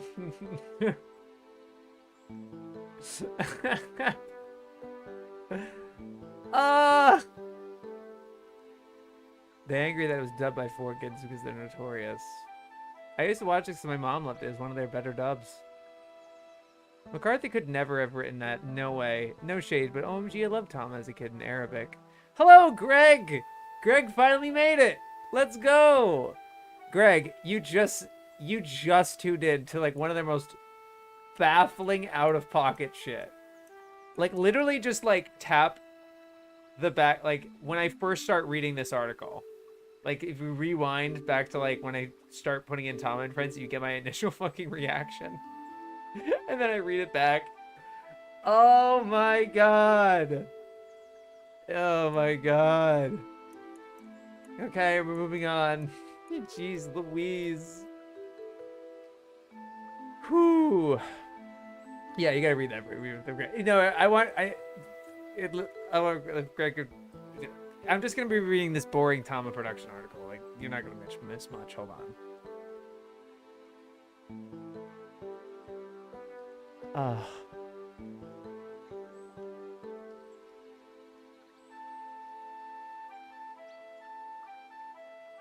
okay. They went bankrupt. Oh well. Tamagotchi. I don't know if I'm really interested. It's rewind time. Ah! Yeah. The Tamagotchi Museum doesn't have a display from Earth, so a group of... Yeah.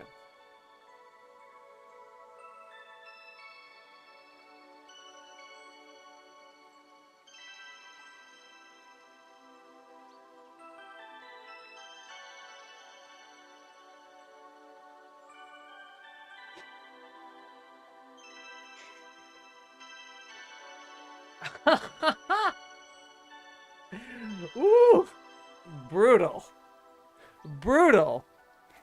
A blatant cash-in broadcast on Japanese TV in the wake of the Tamagotchi virtual pet boom, which combined the get-a-life factor of pet rocks with the sonic irritation of other people's mobile phones.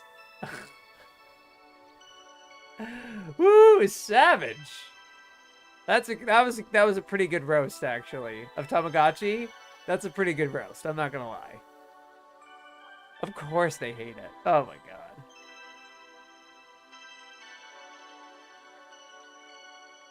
They were a brief fad in the mid-1990s, soon superseded by their third-generation fighting versions, the Digimon.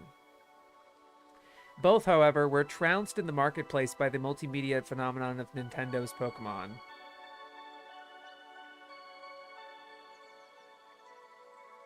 Digimon came out after Pokemon. Right? Am I wrong? Am I not wrong? Am I high? Digimon. You know, Japanese media franchises. Yeah. The franchise was created in 97. Hmm. Very in the same time. Does it predate? That's interesting. It predates Pokemon, you think? And I love that you can't just click on an article of Pokemon in the Digimon entry, the Digimon Wikipedia. I like that, actually. I like that I can't just search Pokemon. There it is, yeah. It's actually just in sources, in the references. Digimon's coming. New monster toys may KO Pokemon. I don't think so. Oh, man. So wait, what was the exact date for Digimon?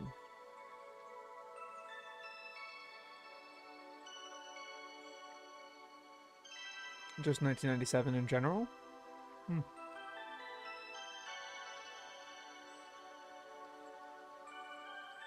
Ah, it was released June 1997 with the name Digimon, short for Digital Monster. June 1997. Pokemon.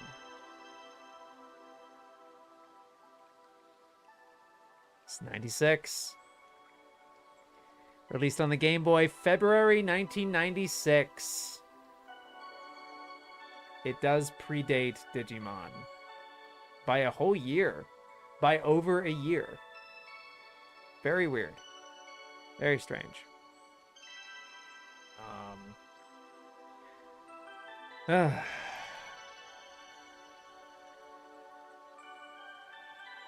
Both were trounced.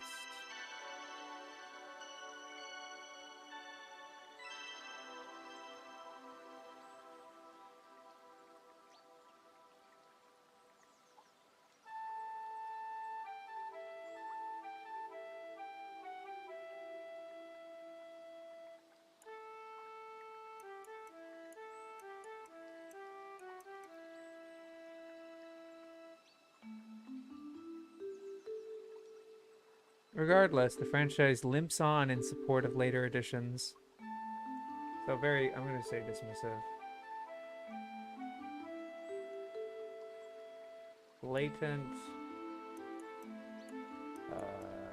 cash in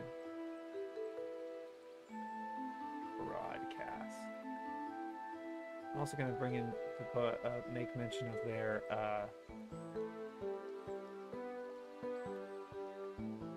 combined the Get a Life factor of pet rocks with the sonic irritation of other people's mobile phones.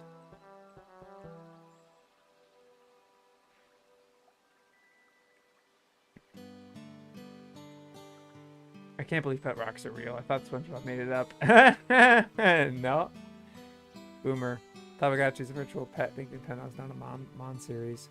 I cared more for Tamagotchi than Digimon. Didn't even know Digimon visual pets were things. Digimon Toys over 97. Acting like tentacle porn. Halicon days are over, SMH. Yeah, right? Oh my god. Can never keep those alive because of school. Yeah. Okay. Moving on, sorry. Hamako Market. 2013. Oh, sorry. Wait a minute. They did add more with Tamagotchi. I didn't do a comparison. Sorry for thoroughness. Added franchise limps on.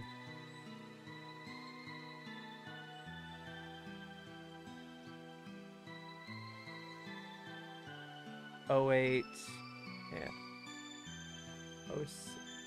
07, 08. Movies. 09 serial. TV serial. 09 TV series.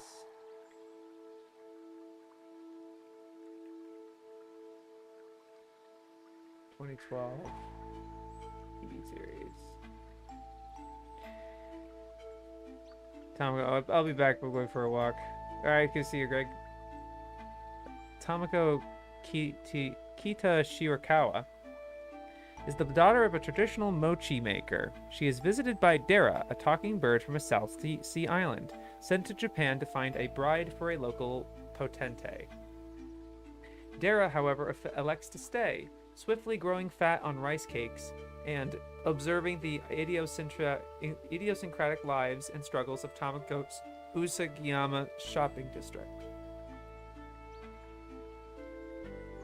Based on a manga by K-On! Creator Kakifly, Tamako Market reunites his work with many of the same team who adapted K-On!, albeit without much of K-On!'s sense of purpose. Jeez! Despite being crowded with pretty girls in a sop to the moe audience, the overarching narrative of the show is focused more on girls' choices over boys. As Dara comes to realize Tamako's secret love for the son of a rival mochi-making family, and his royal master inevitably comes to Japan in search of his putative bride. Like many everyday anime, the magical elements often seem like mere window dressing for a wholly different subject. The sense of community to be found in local shopping districts, fast disappearing, in Japan as everywhere else, before a rising tide of homogenous shopping malls. And it's interesting how the homogenous shopping malls are also because my roommates and I were literally last night watching some videos about dead malls, which is even more dystopic than what they're describing here. Because at least malls are still physical and sociable. What do we have anymore? It's fucked. Anyway, a feature-length theatrical release, Tamako Love Story, followed from the same team. I'm still on target break. Wait, no it isn't. Tamako's original, isn't it? Wait, what? Oh my god, it is. And it has a light novel by Mutsuki Ichinose. There is, at least on the Wikipedia article that they link to, there is no manga by K-On! Creator Kakifly. Boy, I sure hope someone got fired for that blunder. Yeah. Huh. He's an odd fellow.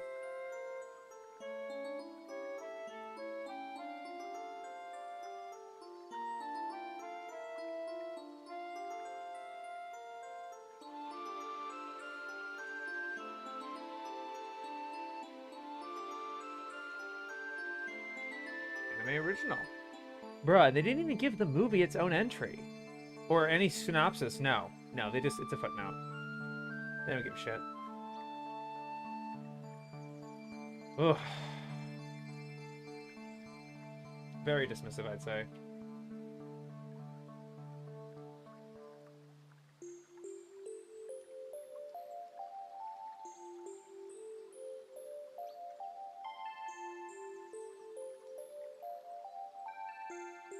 Without much of K-On!'s sense of purpose.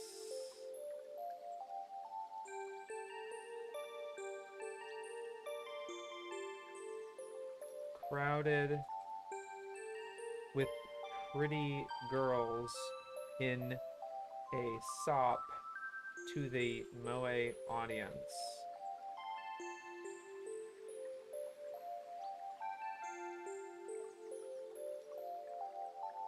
Magical elements often seem like mere window dressing for a wholly different subject.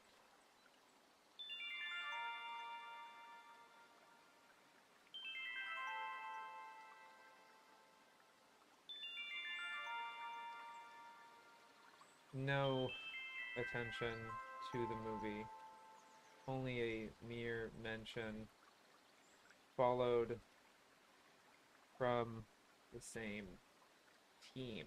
No mention of Naoki Yamada.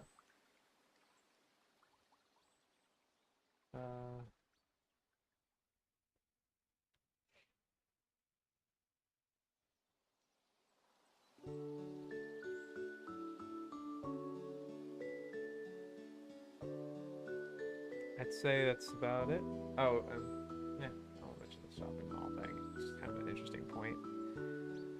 Yeah. All right. Disappointing. Tamala, 2010. I've heard very good things about this one. A punk cat in space.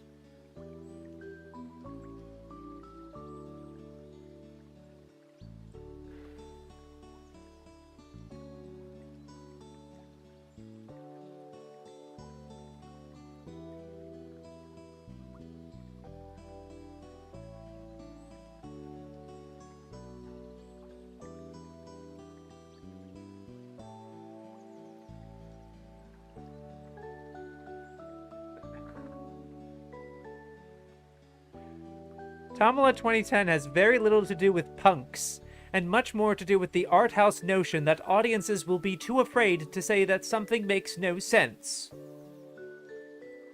This movie makes no sense.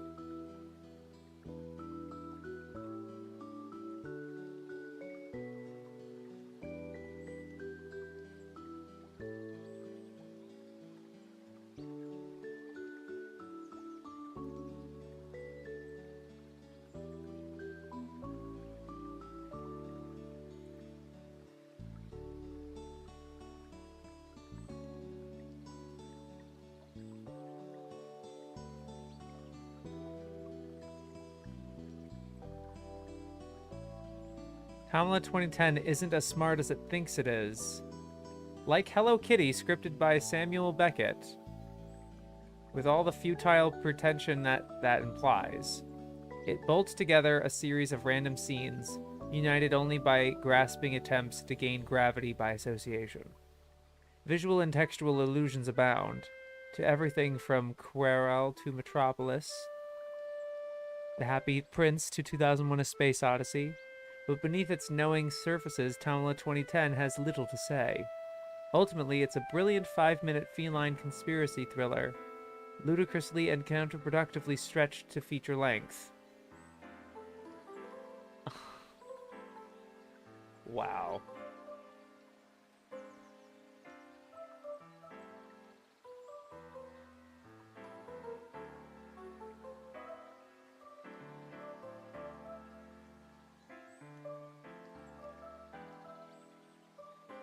Tamala 2010 plays like the combined graduation shorts of a fine arts college, stuck in a blender and randomly reassembled. But if you want to put on a beret, stroke your goatee, sip espresso and tell the freshman semiotics class that it's all incredibly meaningful, then you'll help perpetuate the latest outing for the Emperor's New Clothes. What the fuck do they have against this movie, dude? They keep going at it. They keep fucking stabbing it.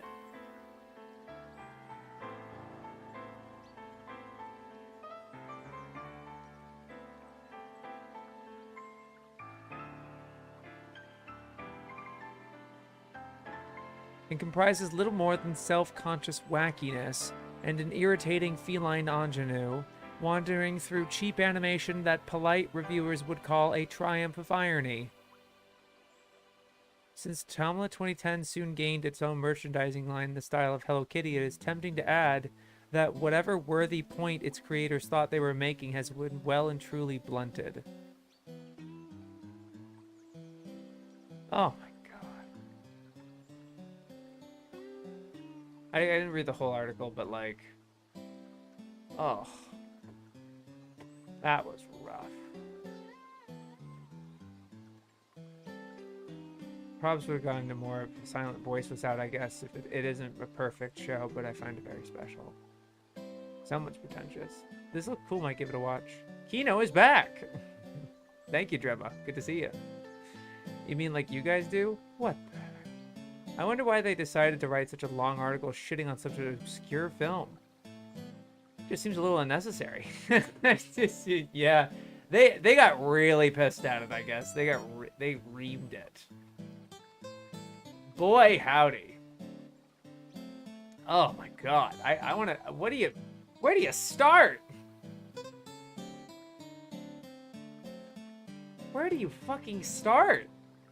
I'm gonna leave about 5 minutes watching a couple episodes of Dazaki Treasure Island with some people. I'll be back after you. Yeah, nice. We're probably wrapping up soon. I got a couple articles left. Very close. Very close. It's gonna be about 4 hours stream. Yay. Jeez Louise.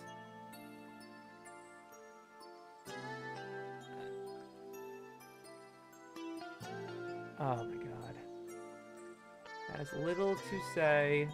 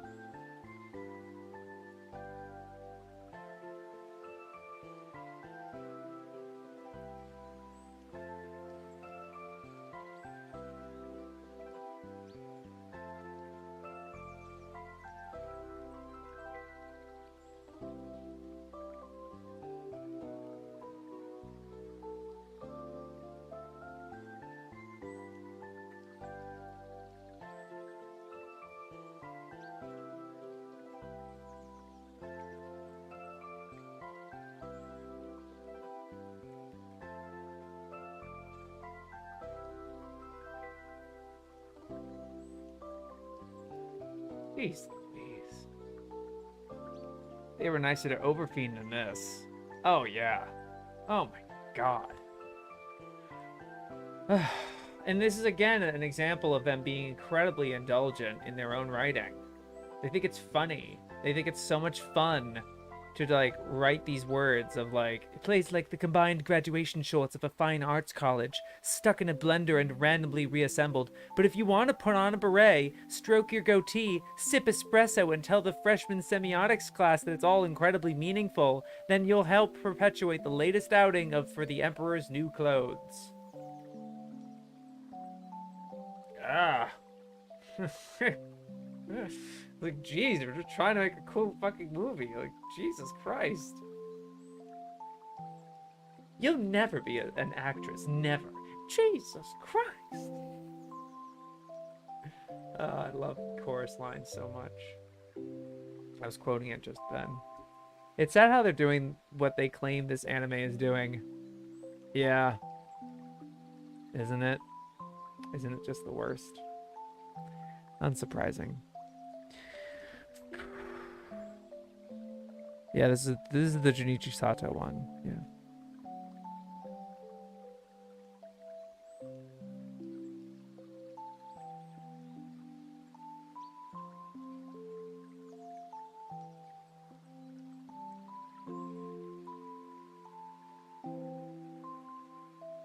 Okay.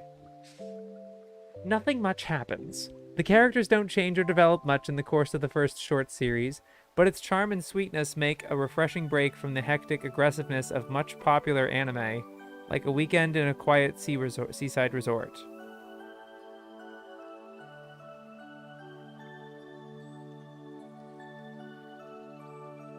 That is nice. That is nice. Did it get more?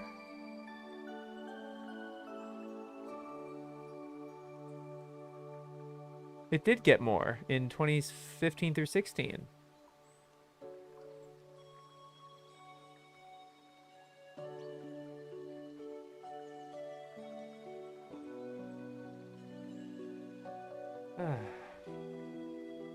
Written and directed by Sato. They are positive about it though.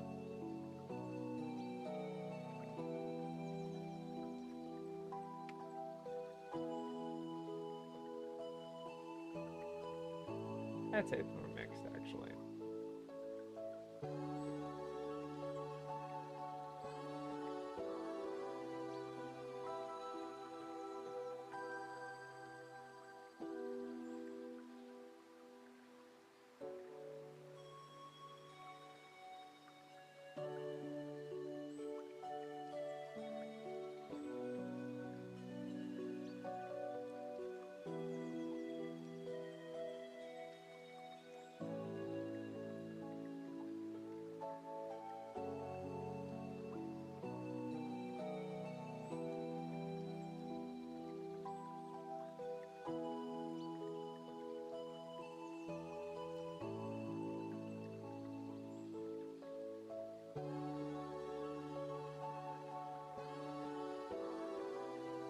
They didn't criticize a slice of life anime. Has that ever happened?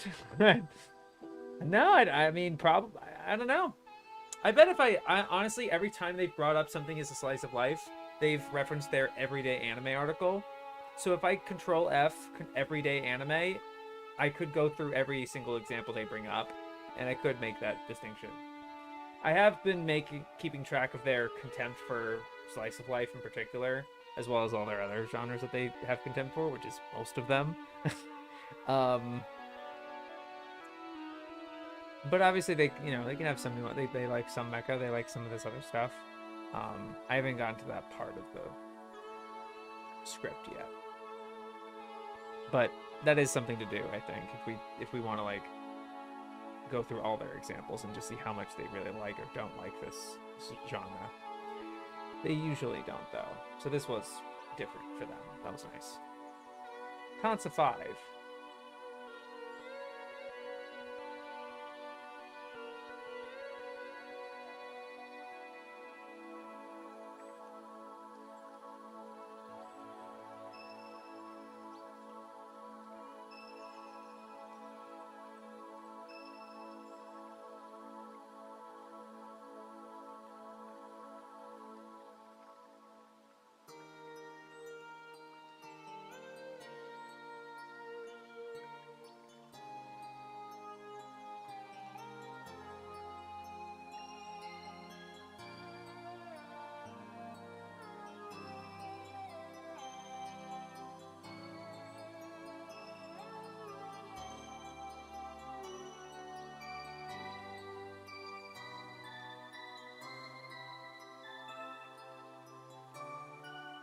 Oh, cool. They spoil this one.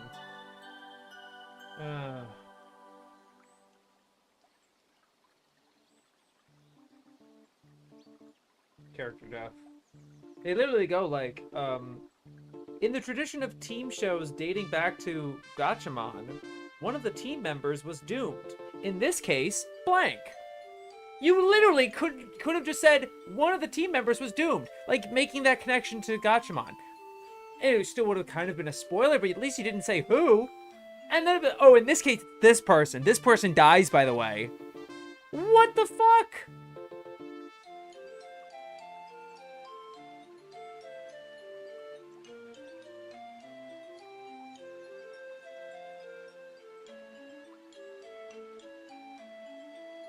They haven't had many spoilers in T so far. Yeah, surprisingly. Oh my god.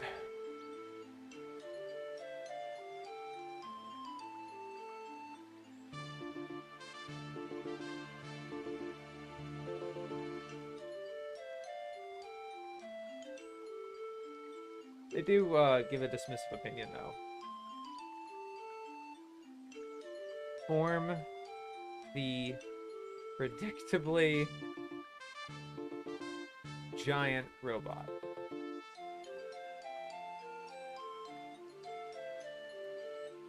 What?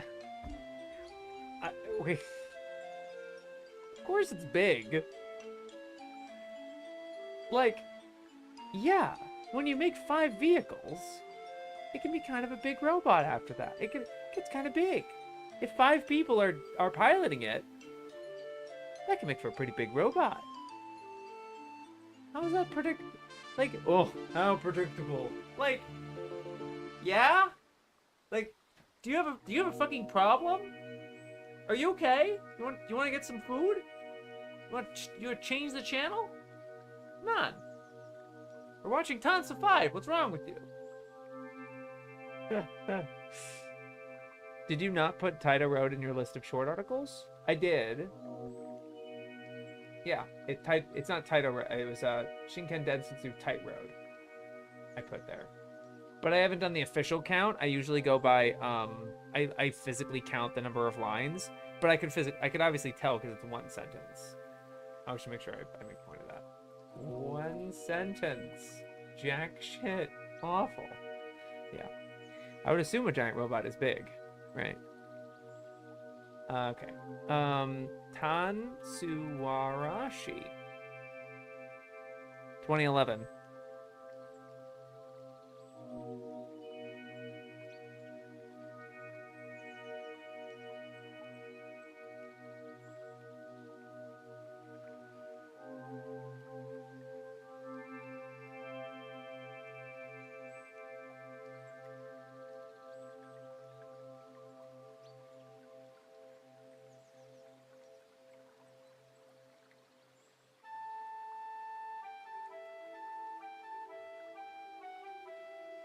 Okay.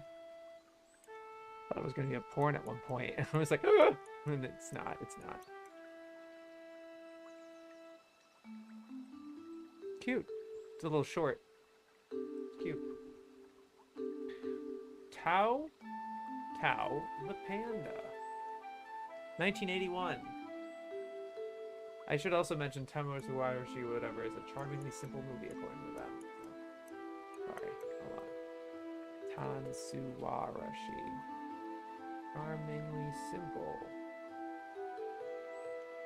movie. Tao the Panda.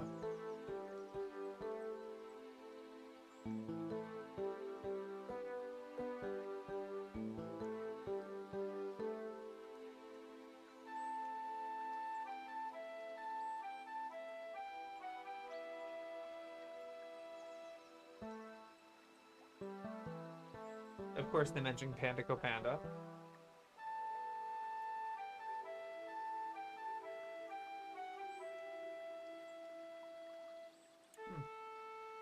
Okay.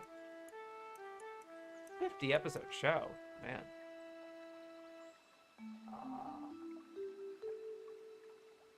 Right.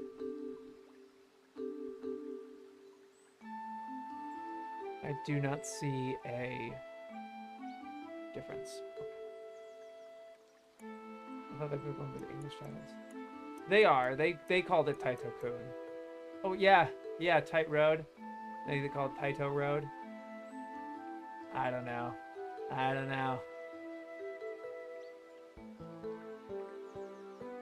Drawer Kids. Yeah, there's a lot of inconsistencies with the names.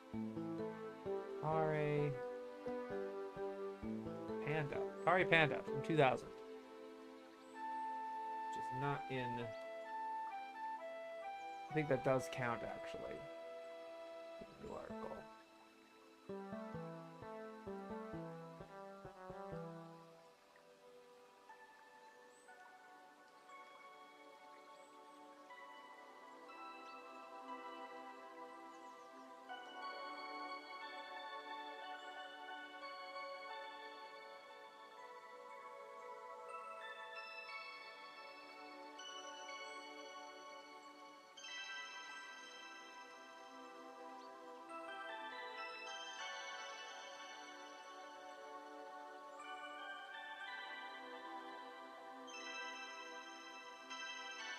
It's a little weird thing to be pissed about, in my opinion.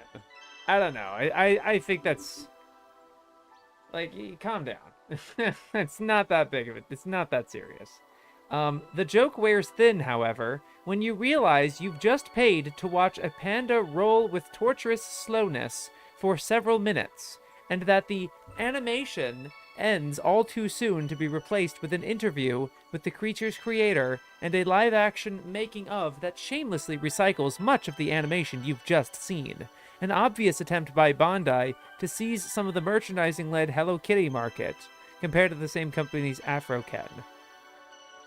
These are It's a 30-minute OVA. And then there's a there's 5 3-minute episodes.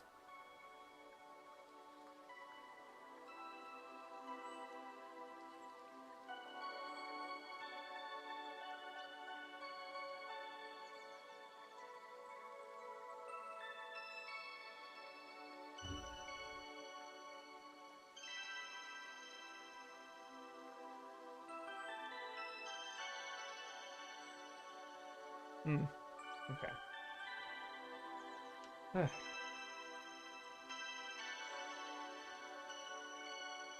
Ah, it's another dismissive, really, because they're just like shameless.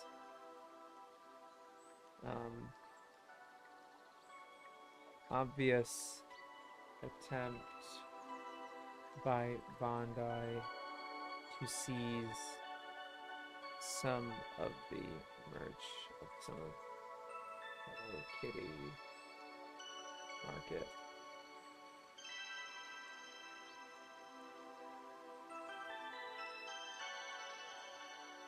Joke wears thin when you realize you just paid to watch a panda roll with tortuous slowness for several minutes, and that the animation ends all too soon to be replaced with an interview with the features creator. Have you been keeping track with the amount of stories you were spoiled by the book? Yeah. Yes, I have. It's like the first thing I talk about. Like the first point I make is like, oh, before we get started, spoilers for all of these anime! And I just list a ton of them. And then just start explaining the nuances of that, of like them spoiling things. And ultimately it's not a good choice. And an inconsistent choice too. Tari. Alright, we're finally here. Sorry, it's almost nearly 4 hours. And apparently this is a really bad one. Okay. I'll read it out loud. I've never really seen it, man. Tari? Wait, Tari? Wait a minute. Oh. Okay. The manga? Okay. Wait a minute. I feel like I've seen... Can I get the images, the visual for this first? Okay. 7.29 on Mail. 3 mismatched schoolgirls form a choir club in the hope that they can overcome their various identikit problems. Childhood trauma, shyness, whatever.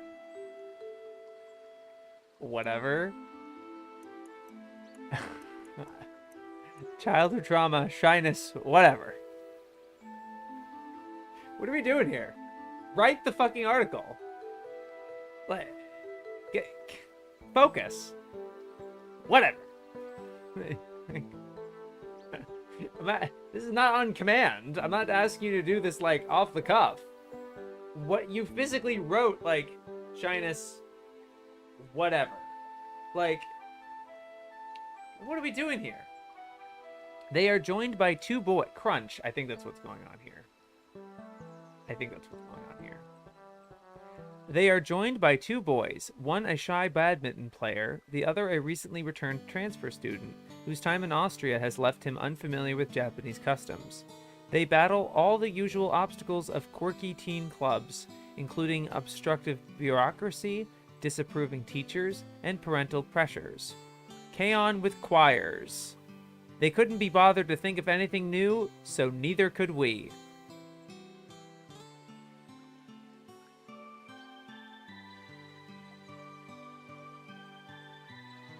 This enemy's not gonna try, so neither will me. Neither will I.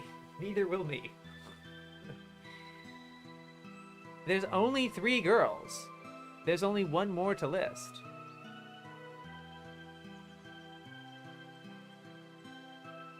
Yeah, childhood trauma, shyness, the third thing. Yeah. Wait, that's dismissive as fuck.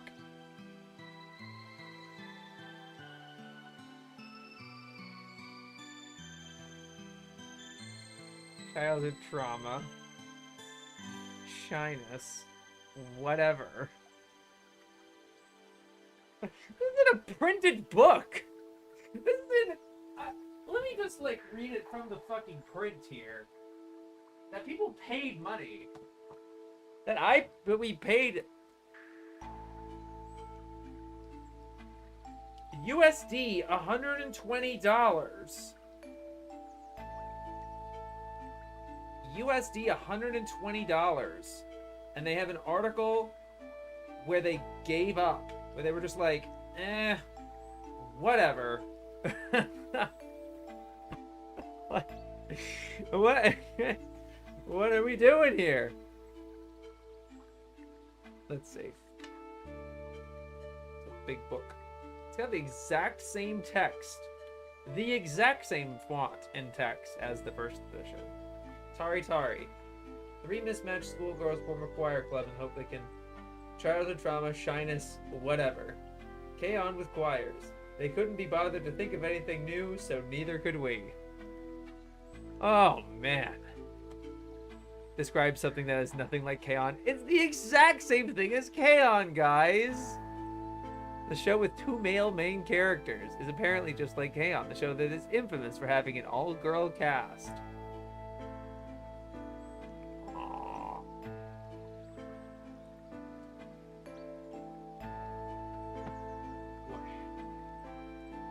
Boy! Oh my god, K-on with choirs. They couldn't be bothered to think of anything new, so neither could we. Boy, what a great note to end on, guys. Anyway, I hope you had fun. enjoy your night. Alright.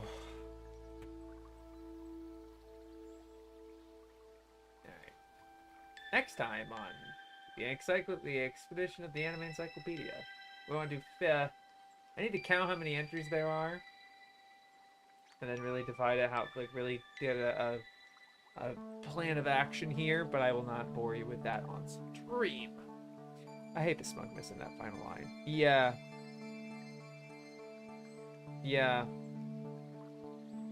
I agree with that. It's not just like a callousness. It's sort of just like a.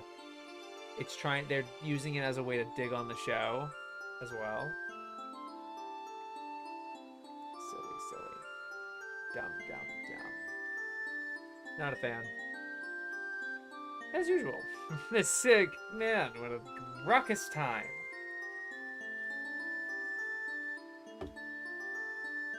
And the thing is, right, like really none of these articles.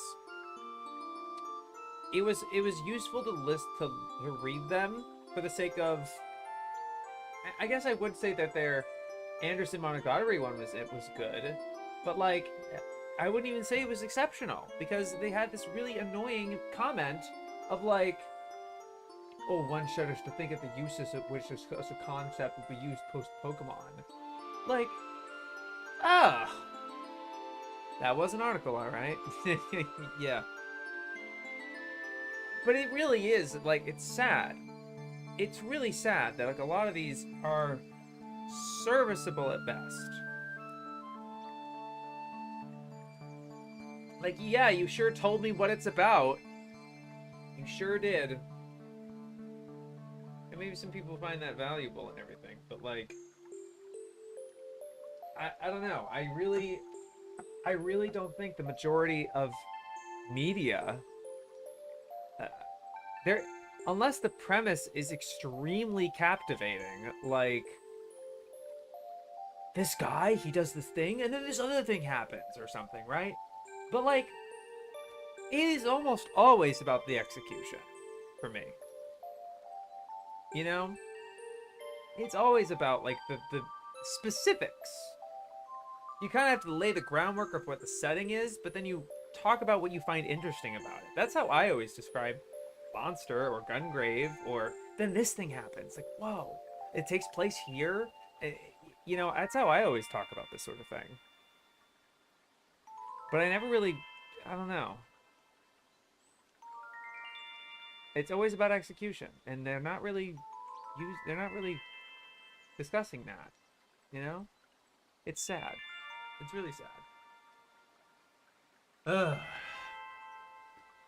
But like, yeah, I mean, I really want to come up with. Ashino Joe sounds basic on paper, but it's anything but. Yeah, One Piece. You know? Naruto. Of course they can make all of these sound really vapid and boring.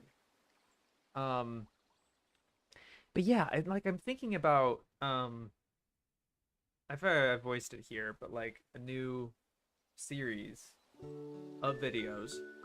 And they wouldn't be reviews. I wouldn't really be giving my opinion on any of them. But what I would do is try to be as informative and uniformly informative as possible. Just like come up with a list of questions, a list of criteria to answer for these particular series. Basic information such as the year it came, the year it was made, the length, direct, you know, some notable staff, not just the director or studio, but like the people involved, really. But then, where does it come from? Is it original? Who created it originally? You know, is this from the director? Yeah, this should be the director, or whatever. Or is this from a manga? Or where's that manga published in? And how long is that manga? And what is its relationship to the anime? What exactly does it do? What does it adapt? You know, is it a full adaptation? And then you're just, you know, really going into the character design and the art direction, and you're describing it. But then maybe you do something like you talk about one episode. Like, is there one episode of note that you can, you know what, that would be interesting. Instead of a synopsis of like the basic gist, maybe maybe you give a little of the premise or something, but like, I think it'd be interesting if the story content that you talk about is curated. It isn't just a vapid, like, here's what happens in the story or something. You want to give the audience a feel of what this series is like. So you're talking about like whether it's episodic or it has a whole narrative that focuses on this one character, she goes through something or whatever. But you choose one you obviously when you're doing this you've seen the whole show, but you give one episode that is a standout. What is the standout episode that you want to talk about that you think kind of represents this show in a good light, or in a way that is additive or constructive? Go through that episode and kind of describing what happens in it. You know? And why is it indicative of the whole show, I guess. And that way you can kind of extrapolate on the themes and stuff. In such a way that the whole point of this is to be encyclopedic. Is to make it like you really get it. And obviously this would be a video. So you're actually gaining visual information on the show itself. You're getting a sense of the OP, maybe kind of what it does structurally, right? It's important to know some of these things that they're like, oh, this series actually is told in vignettes. Like Onimai. Onimai is told in vignettes, where it has like these character beats of Onimai, you know? And, or if it's based on a Yonkama or something like that. You know, I think this, just learning more about these series. And obviously maybe, you know, obviously going into the history, it's not like production history or something, but like, because I mean, I don't necessarily want to go into the same vein as what Kaiser Beam does with his stuff. But more like placing it in the context of the studio or something.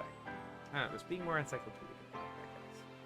This is not really, I don't think they often do very good job with that sort of thing. I think they are diving into certain things that are distracting you know, like the Goro Miyazaki, the Goro Hayao stuff with Tales of Earthsea.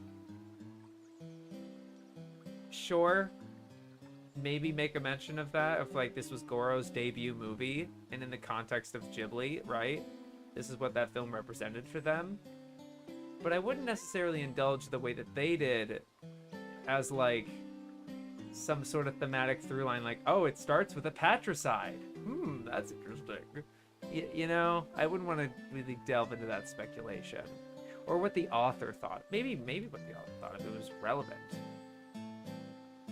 But I just want to engage with the movie itself, I think. I don't know. I just find something like... But then make that a regular series. That is very, like, reliable. These are the questions it's going to answer. And by the end of the video, you really get a sense of this show and understanding of it. And it's not just a review of, like, the characters are underdeveloped or something like that. You can have those opinions for yourself. But it just gives you the right headspace and be like, this is why you should care about this show.